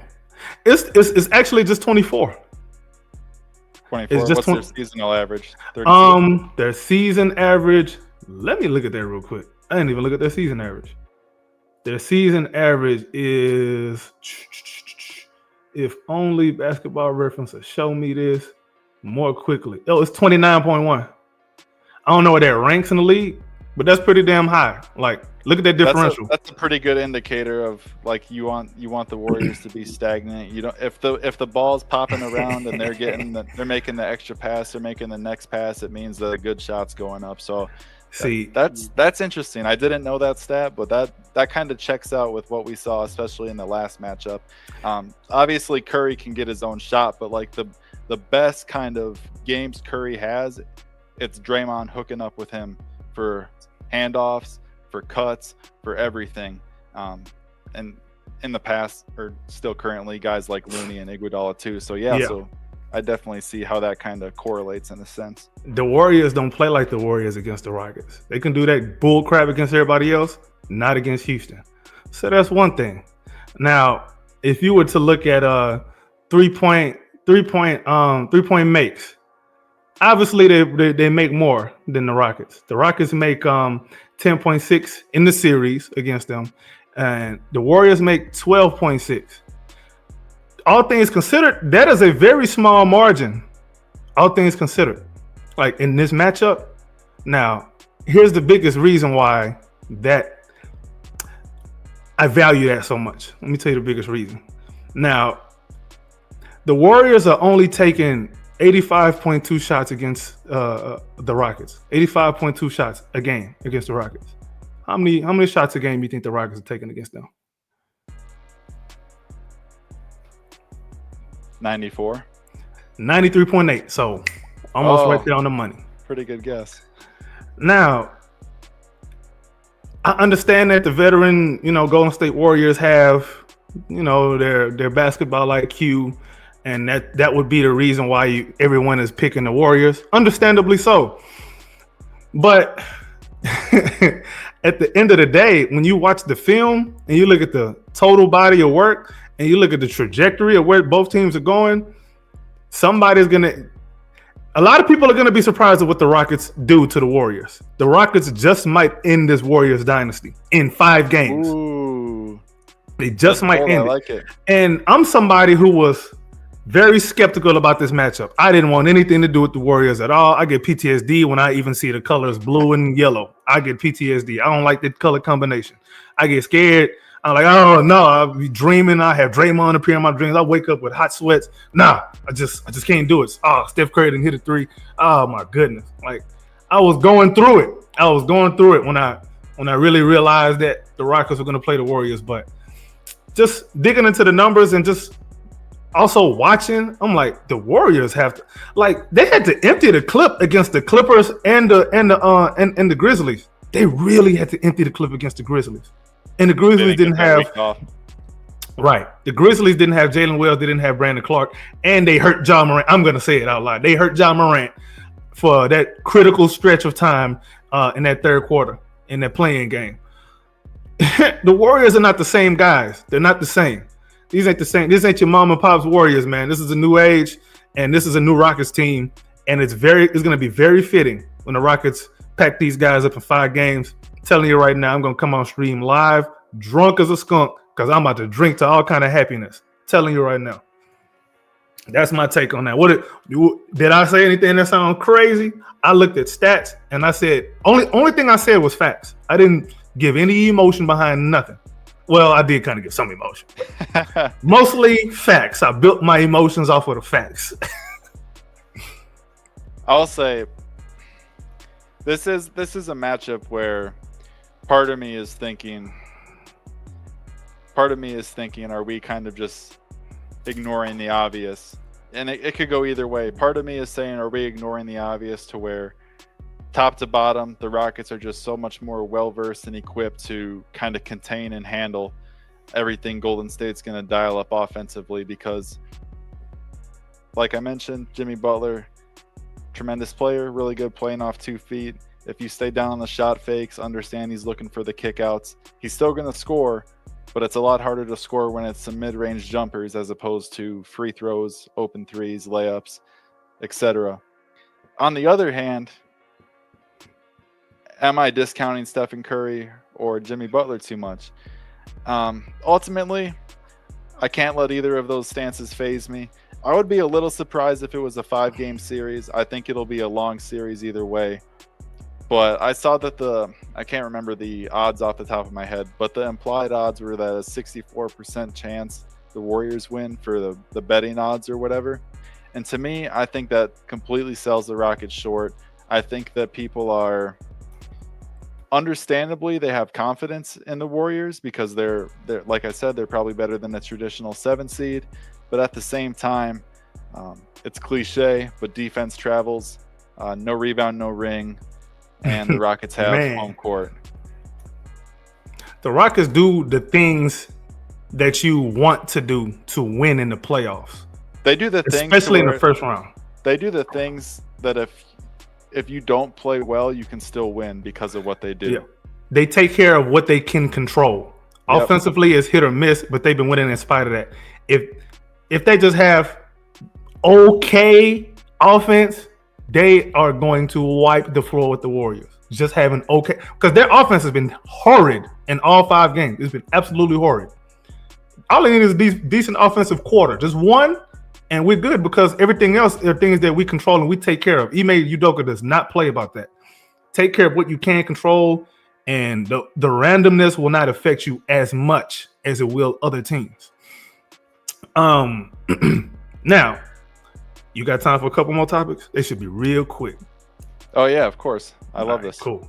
I didn't even realize it's been an hour and a half. Time been flying by. Hey, see, we've been chopping it up real good. The long format's definitely my preference. I know some people say like, "Oh, you got to make the podcast 45 minutes or less." I'm like, "Nah, man. Like, I listen to pods on the way to work, and I listen to them in my office at work.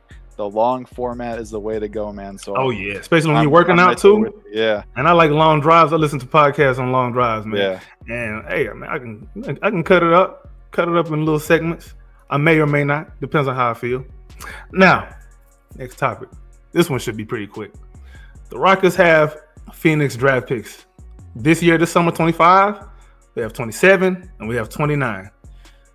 I know it kind of depends on how we perform in the playoffs.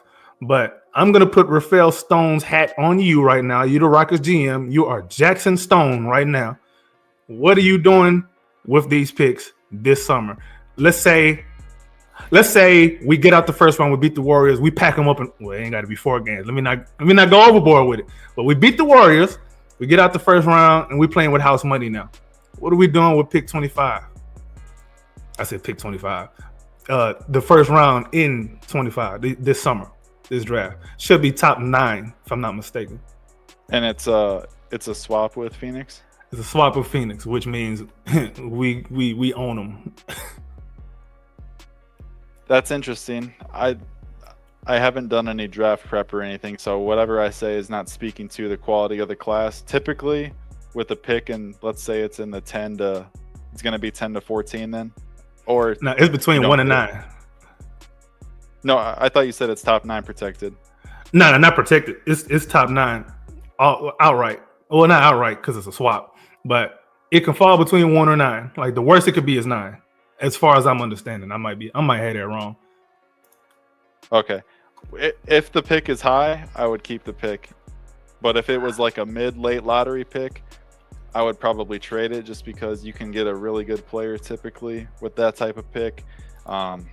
It'd probably be a player on only a 1 or 2 year deal, but it'd be someone that you could plug and play.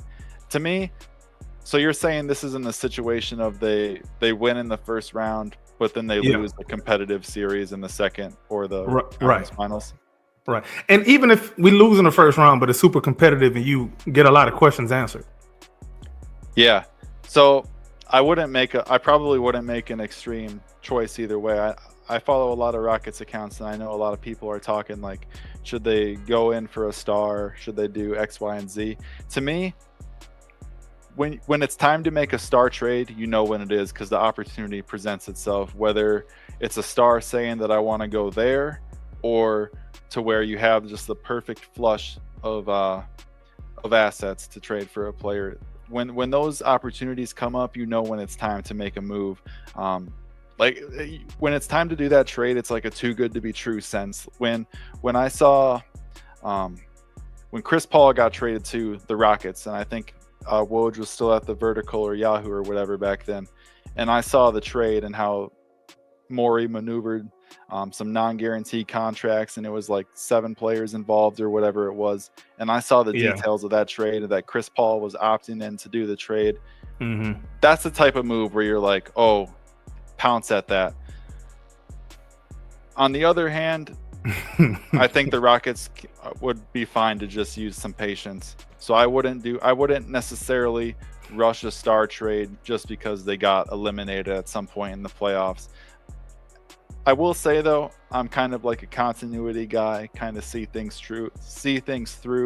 If you believe something 2 months ago, you shouldn't necessarily let a disappointing end of the season kind of change your perception of that. I think you should kind of, like, if you evaluate your players this way, I think you should kind of trust that.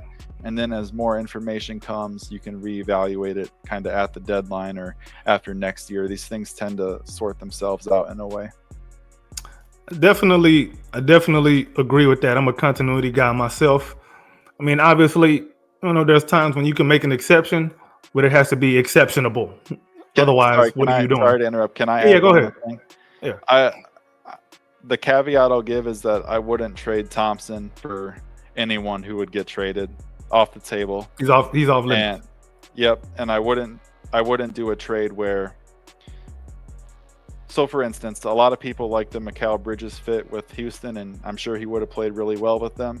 I think given the package he went for, it's probably wise that they didn't pursue that. Or I know that there was some reporting around Bridges and Jalen Green and some of the Nets picks. Am I understanding that correctly? There was a lot of smoke around that at one point. Yeah, so I think that given, like, adding a good starting player like Bridges, that would be great for the team.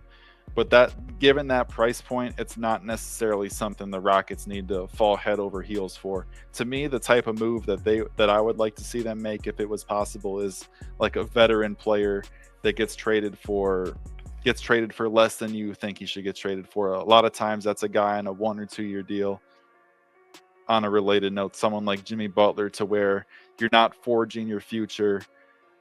It's kind of a moot point now, but the Warriors kept Kuminga in the trade. They kept Pods. Apparently they wanted to kind of keep those guys off limits as much as possible in trade discussions. So if you're able to do a trade like that, to where you're only giving up some level of draft capital and 1 or 2 young pieces, again with the caveat Amen Thompson off the table, that's something I would consider. But I wouldn't consider the type of move where you're giving up years of draft control or several young players, and assuming, obviously, if someone like Wemby or Luka or Ant is available, you can trade Amen Thompson. But unless it's a bona fide superstar, someone you could see winning MVP, completely off limits, non-starter, hang up the phone type situation, if Thompson came up in a trade topic. I'm so high on Amen Thompson, I wouldn't even want him to think that, as a team, I wouldn't want him to think that he was being shopped. I want him to know that he's the star, son and moon of the organization. Right now, he's probably, and I might be wrong about this, he might be the crown jewel of the whole Rockets rebuild. The rebuild is over now. I would agree with that. I would value him the highest of all the players. Yeah, like you can make an argument for Jalen, you can make an argument for Alperen Sengun, but man, you look at Amen Thompson you start from the summer league to you looking at him now. Dude is putting handcuffs on Steph and SGA in back-to-back games. And that's just the defensive end. Like, we're not even talking about his progression offensively. Yeah, for a guy who doesn't have the best jump shot right now. He seems to find a way to score in the paint pretty efficiently. So, and his jump shot has improved from a season ago. Obviously, you can only go up from where he was. So, but I do like to see, small wins like that, 1 to 2%, improvements year by year. You look at the big picture in year 5. Who knows what this animal is going to turn into, man? Like, he started off as a monkey. He's growing into a gorilla. Next thing you know, you're going to have King Kong climbing the Empire State Building. What are you going to do about that? Not much. But yeah, so I don't know, man. There's so many ways we can go in with this 25 pick, man, because obviously if it's top 4, I'm taking it. I'm using it.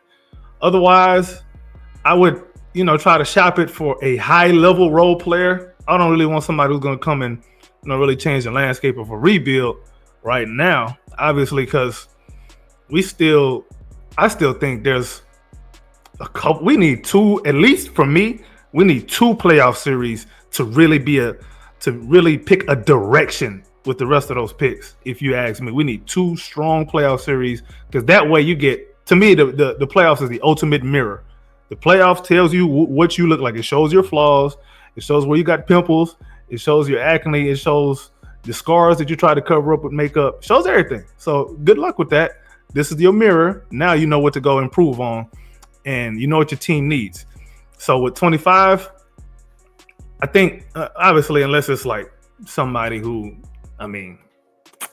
we think some superstars are untouchable. Right, Luca? If somebody, let's say, for example, I'm just throwing this out there. Exactly. For example, if somebody like Giannis come available, goodbye picks, all of them. You can go. I value Giannis like that high. And other than that, I don't really. I'm kind of the same way. Like if it's a 1A, like if it's like a former MVP. If you trade for them and after you trade for them, you expect to win the conference, something like that.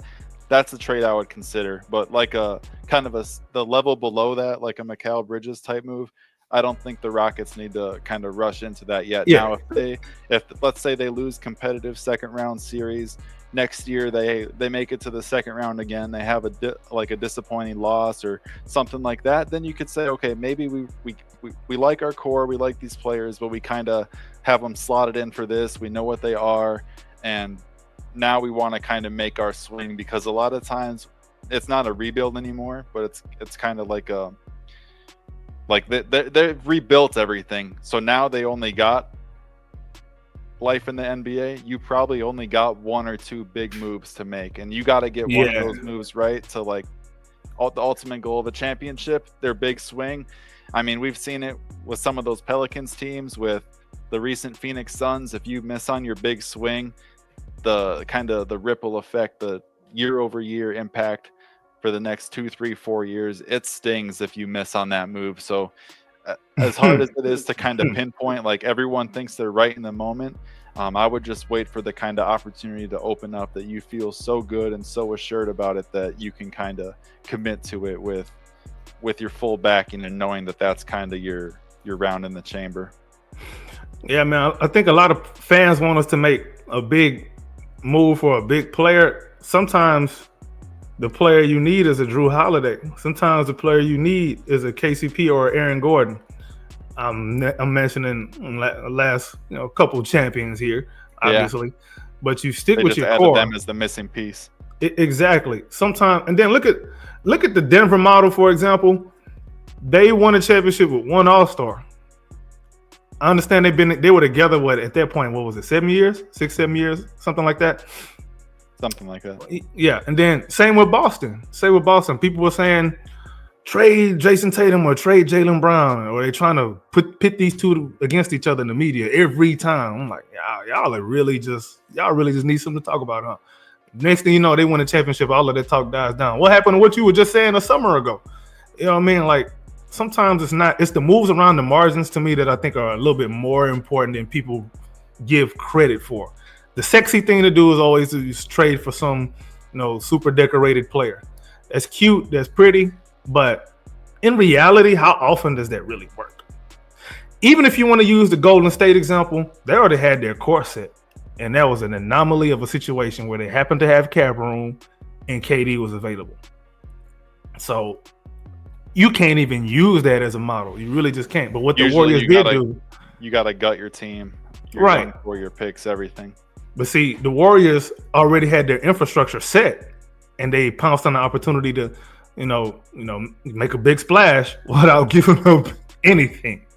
So I'm looking at things like that more as a way to build this team. Like, I'm not too big on these huge trades unless you have a superstar on your team already that's been there, done that, and really just showing that they need some help, and your roster isn't going to do it as constructed, but you have assets to go and get somebody.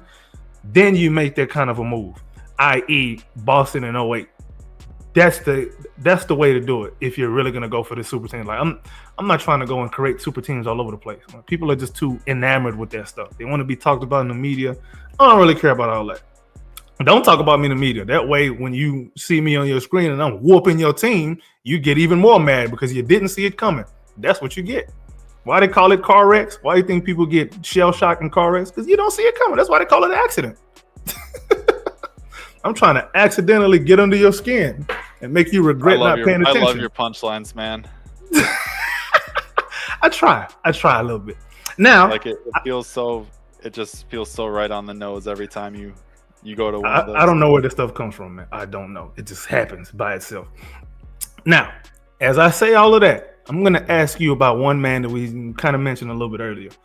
There's a lot of smoke around KD to Houston. There's a lot of quote unquote, both teams are interested, blah, blah, blah. All of these stories in the media that you hear. And then when the time comes, you're like, oh, what happened to that?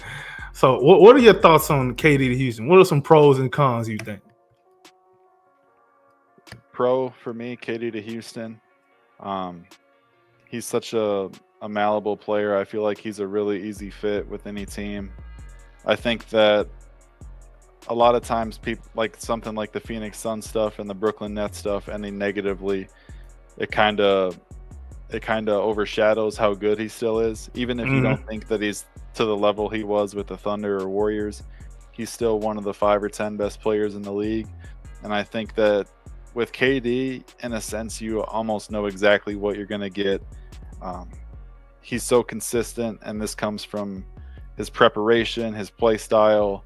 There's no extreme variance with his game. He doesn't have stretches where he's unimpactful, so to speak. He always is kind of going to be a guy, for better or worse, he's going to take his 15, 17 jumpers or 15, 17 shots, and people will gripe and say, oh, you need to do more, take more shots, you need to do more as a distributor, et cetera, et cetera. But to me, he's a superstar player, a star player, but he's also the perfect complementary player. And I mean that as a compliment to where, yeah, most definitely, if you add him to your team, you don't have to worry about overhauling the entire identity or play style of your team. You can just kind of slot him in and he'll do his thing.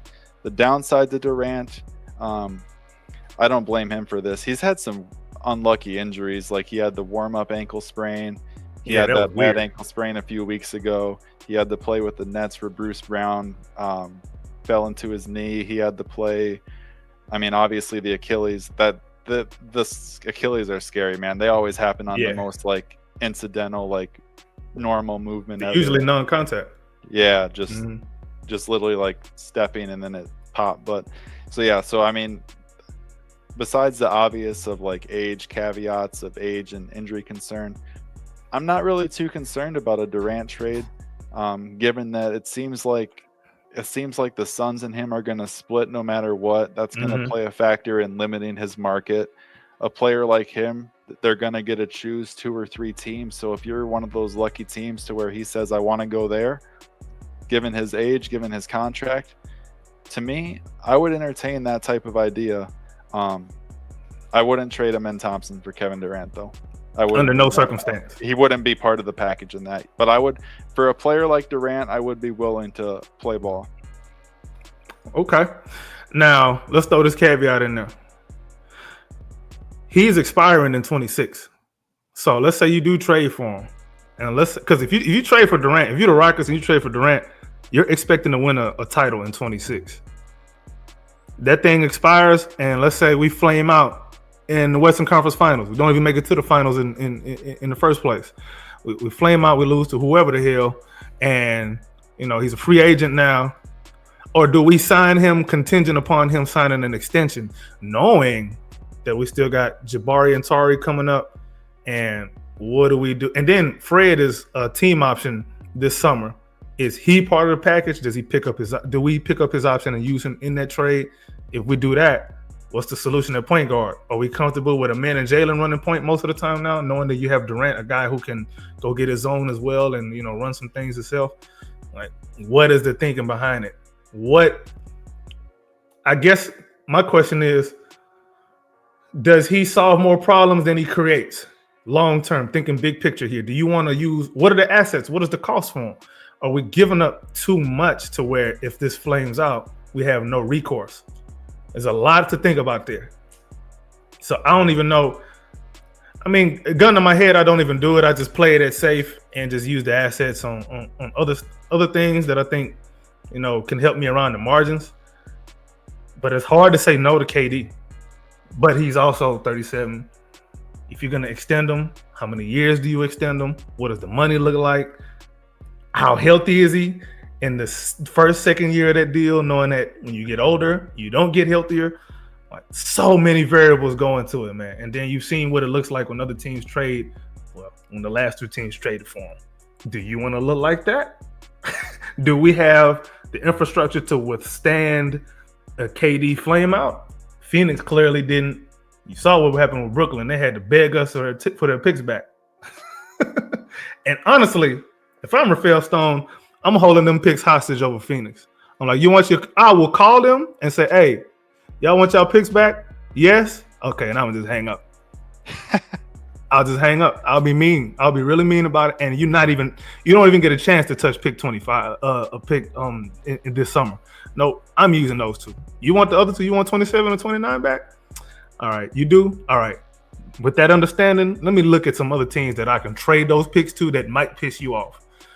I would play some games like that if I'm a GM. Like, so you gotta be an asshole if you're an NBA executive. You just have to be when it comes to these kind of things. You don't want to be the guy that gets ran over. You don't want to be Nico Collins. Yeah, so Windhorse said that the package for Durant is going to shock people for how it's not going to be as good as the Phoenix package or as good as I'm trying to think of a comparable star trade. The Luka package? What about that? I mean, Davis is a great player, but typically when a player like that when he's playing, you see more draft picks traded. I was surprised that deal didn't involve much draft capital. I mean, Max Christie's a solid young player, but usually when you do a trade like that, it freaking hurts to do it. Like, even though you're getting that type of player, in the back of your mind, that like you just accelerated your timeline. You just traded kind of your like safety mat, so to speak. But that was, of course, a home run trade for the Lakers. But yeah, so I mean, it did hurt the Mavericks, which makes me happy. I'm really happy with anything that goes wrong for the city of Dallas. Interstate rivalry. Oh yeah, I hate that place. I take periodic. I'm in Dallas so often, and every time I go there, I make sure everybody knows I hate this place and I don't like anyone in here either because you live here. Next time, choose a better city to lay your head down. It's like that, huh? It's like that. I got family in Dallas. I call my nephew just time to time to say, I don't like you. Why? What did I do? You live in Dallas. Move, and you'll be a better person for it. I lived in Dallas for 2 years, and I was insufferable. I wasn't a good person. Came right back to Houston. Everything was better. Home is where the heart is. That's right. But yeah, so not to digress too much. It would come down to price. I mean, I would say given that it'd be a 1 year thing with Durant, and given that if it's not a 1 year thing, is he going to want a multi-year extension? But I will say if he wanted to do it year to year, keep signing 1 year extensions, that could be enticing for a team, because if it went poorly, you'd be able to get out from underneath it easier. But me personally, I'm a big fan of Kevin Durant. I hope that he goes to a destination where the issue with Phoenix is their ownership made the big splash trade, and then they moved the young pieces, they moved the picks, and then basically every successive move after that, it didn't get the result they needed. The Ayton trade with Nurkic and Kamara didn't end well. The Chris Paul for Beal trade, I mean, I know Chris Paul is not the same player, but that wasn't a home run deal either. And Beal's been banged up over the last 2 years and bad. Hasn't played up to expectations. So it's like I look at the Suns. I don't have a problem with the Kevin Durant trade. I think it was the moves they made after that were the issue. But the hard part is if you make the star trade, you take the big swing. Every move after that will be harder because you give yourself less room to maneuver, whether it be with the cap, whether it be with the picks you have remaining, whether it be with the young players you have remaining. Because if you have 1 or 2 young players left, every team that you talk to about a trade, they're going to ask for those 1 or 2 players. They like those players. Everybody likes those players. And then it's kind of an inflection point to where the Suns got to the point where they had to be so all in that if they didn't continue to go all in, they weren't maximizing this year. But this year wasn't even, it proved to not even be worth maximizing because they played so subpar, they played so horrible. From an 8-1 start to missing the play-in in a conference that the Kings traded De'Aaron Fox, the Dallas Mavericks traded Luka Doncic and then lost Kyrie Irving to injury, and Anthony Davis got hurt, and to be in 11th place, that's quite the fall from grace. And that game 2 or 3 weeks ago against the Rockets, they literally ramsacked Phoenix that game. They took their lunch money. It was a B&E. They came and went, business trip for the W, and they left. And to me, sometimes at this point in the season, you see teams just on alternate trajectories. And that was kind of a prime example of that, to where you could see the Rockets kind of have,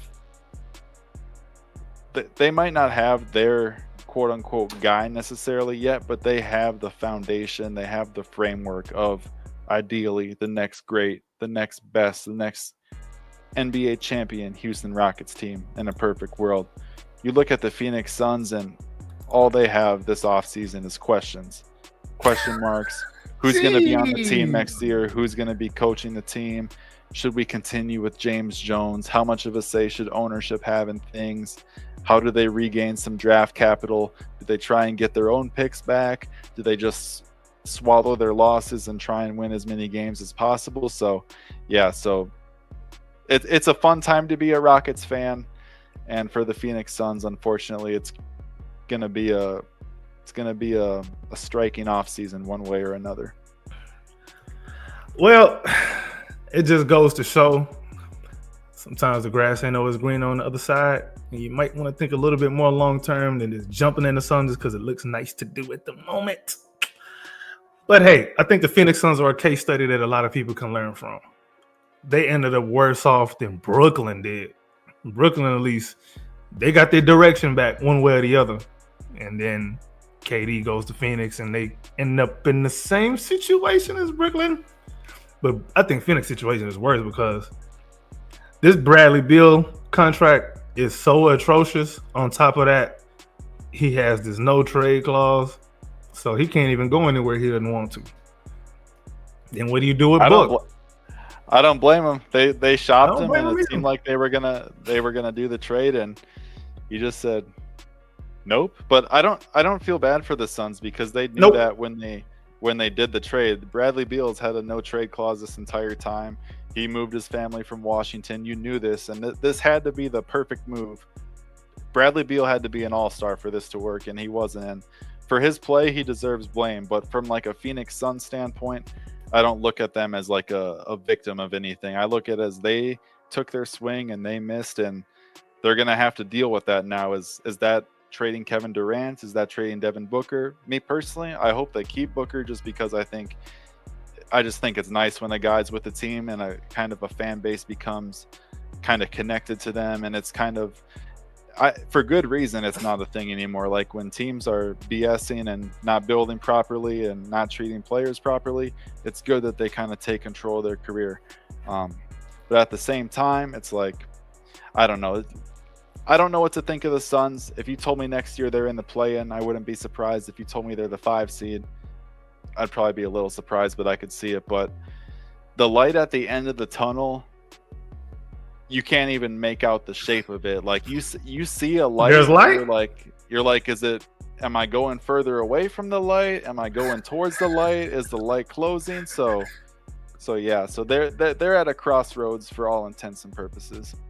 Man, that battery about to run out. For sure. You better start sprinting, and I hope you in shape. You figure it out before it's too late, man. But anyway, man, I think we can kind of wrap it up there unless you got any final thoughts. No, that was awesome. That flew by. I feel like we covered so much. We touched on playoff matchups. We touched on kind of the story of the Rockets season and how it's kind of ironic and poetic in a way how the rebirth of the Rockets is taking place against Golden State.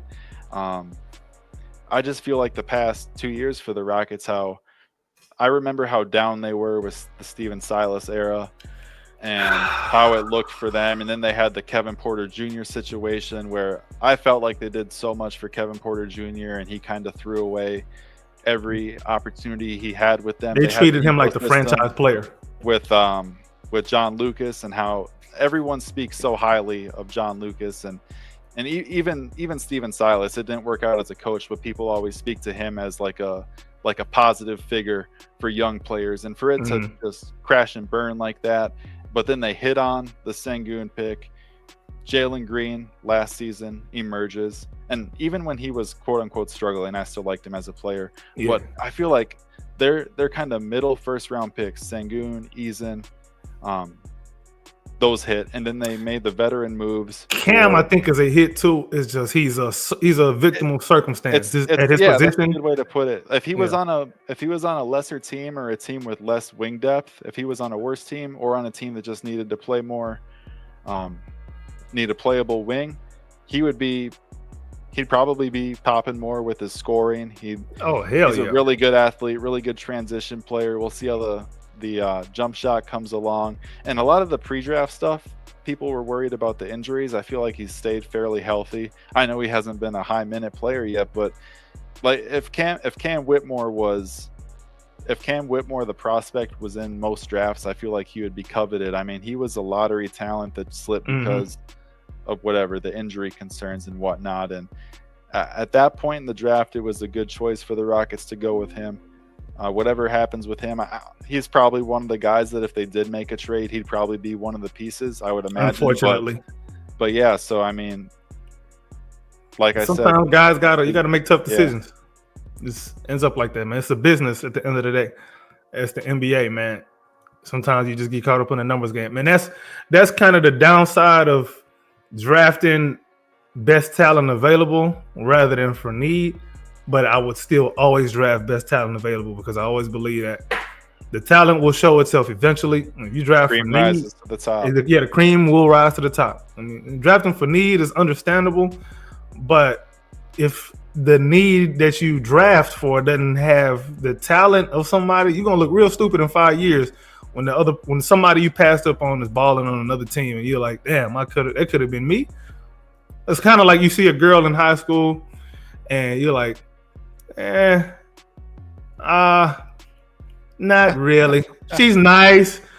I'm gonna go this other direction. Then in 3-4 years, she blossomed in college, and she's graduating with a magna cum laude and all of that. She's beautiful. Like, you see her graduation pictures, and you sitting there stuck with somebody you probably don't want to be with. You probably got on the knee and proposed, but you did it out of pressure instead of because it's what you wanted to do. And you're like, man, the one that got away.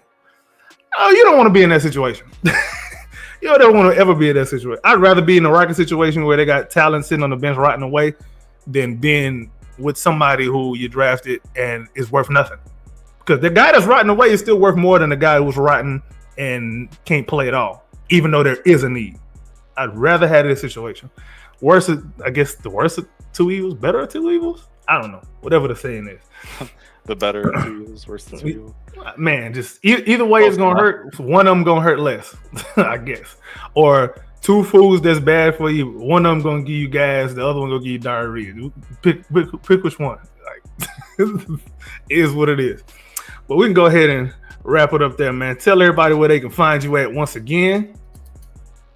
So once again, follow me on Twitter at Jackson Lloyd NBA. Usually just tweeting out clips, watching the games and talking on the timeline. I like kind of participating in the discourse, and any team, any fan base, I'll interact with anyone. And yeah, sometimes I make a couple videos, sometimes drop a couple articles, sometimes, but mostly just a hobby, and that's where you can find me. He's being humble, y'all. This man knows what the hell he be talking about. You see it on display for 2 hours on this video. He know what he's talking about. He's just trying to be humble. That's okay. That's okay. And I appreciate it, man. By the way, I wouldn't mind facing the Timberwolves at some point in the playoffs. Oh, we can do if that happens, we're getting back on. You know that, right? Okay. If it's Timberwolves again, or not again, but if it's well, I guess we faced y'all in 2018. That was a very lopsided series there. But if it's meant to be, I would love to come on again. Absolutely. All right, everybody, man. If you are still here at this point and you haven't liked the video, you might be a hater. You're probably born that way, but you can change your life today by hitting that subscribe button, hit the like button, leave a comment for us down below. If you like the conversation, add a little bit to it down in the comments. Let us know what you agree with, disagree with, what did we leave out, what more context can you add to it, the whole nine. But I'm your man's AK Infinity. Follow me on Twitter /X at AK_VVS. Make sure you subscribe to the Rockets Propaganda channel. Also subscribe to the Rockets Round Robin YouTube channel. Follow me on Twitter, like I said. Follow all of the guys from the Rockets Round Robin as well. You're going to see all of that in the comment section down below. I said in the comment section. In the description box below, along with Jackson Lloyd's socials. And this is another episode of the Shootin' Ish podcast. Catch you on the next one. We out.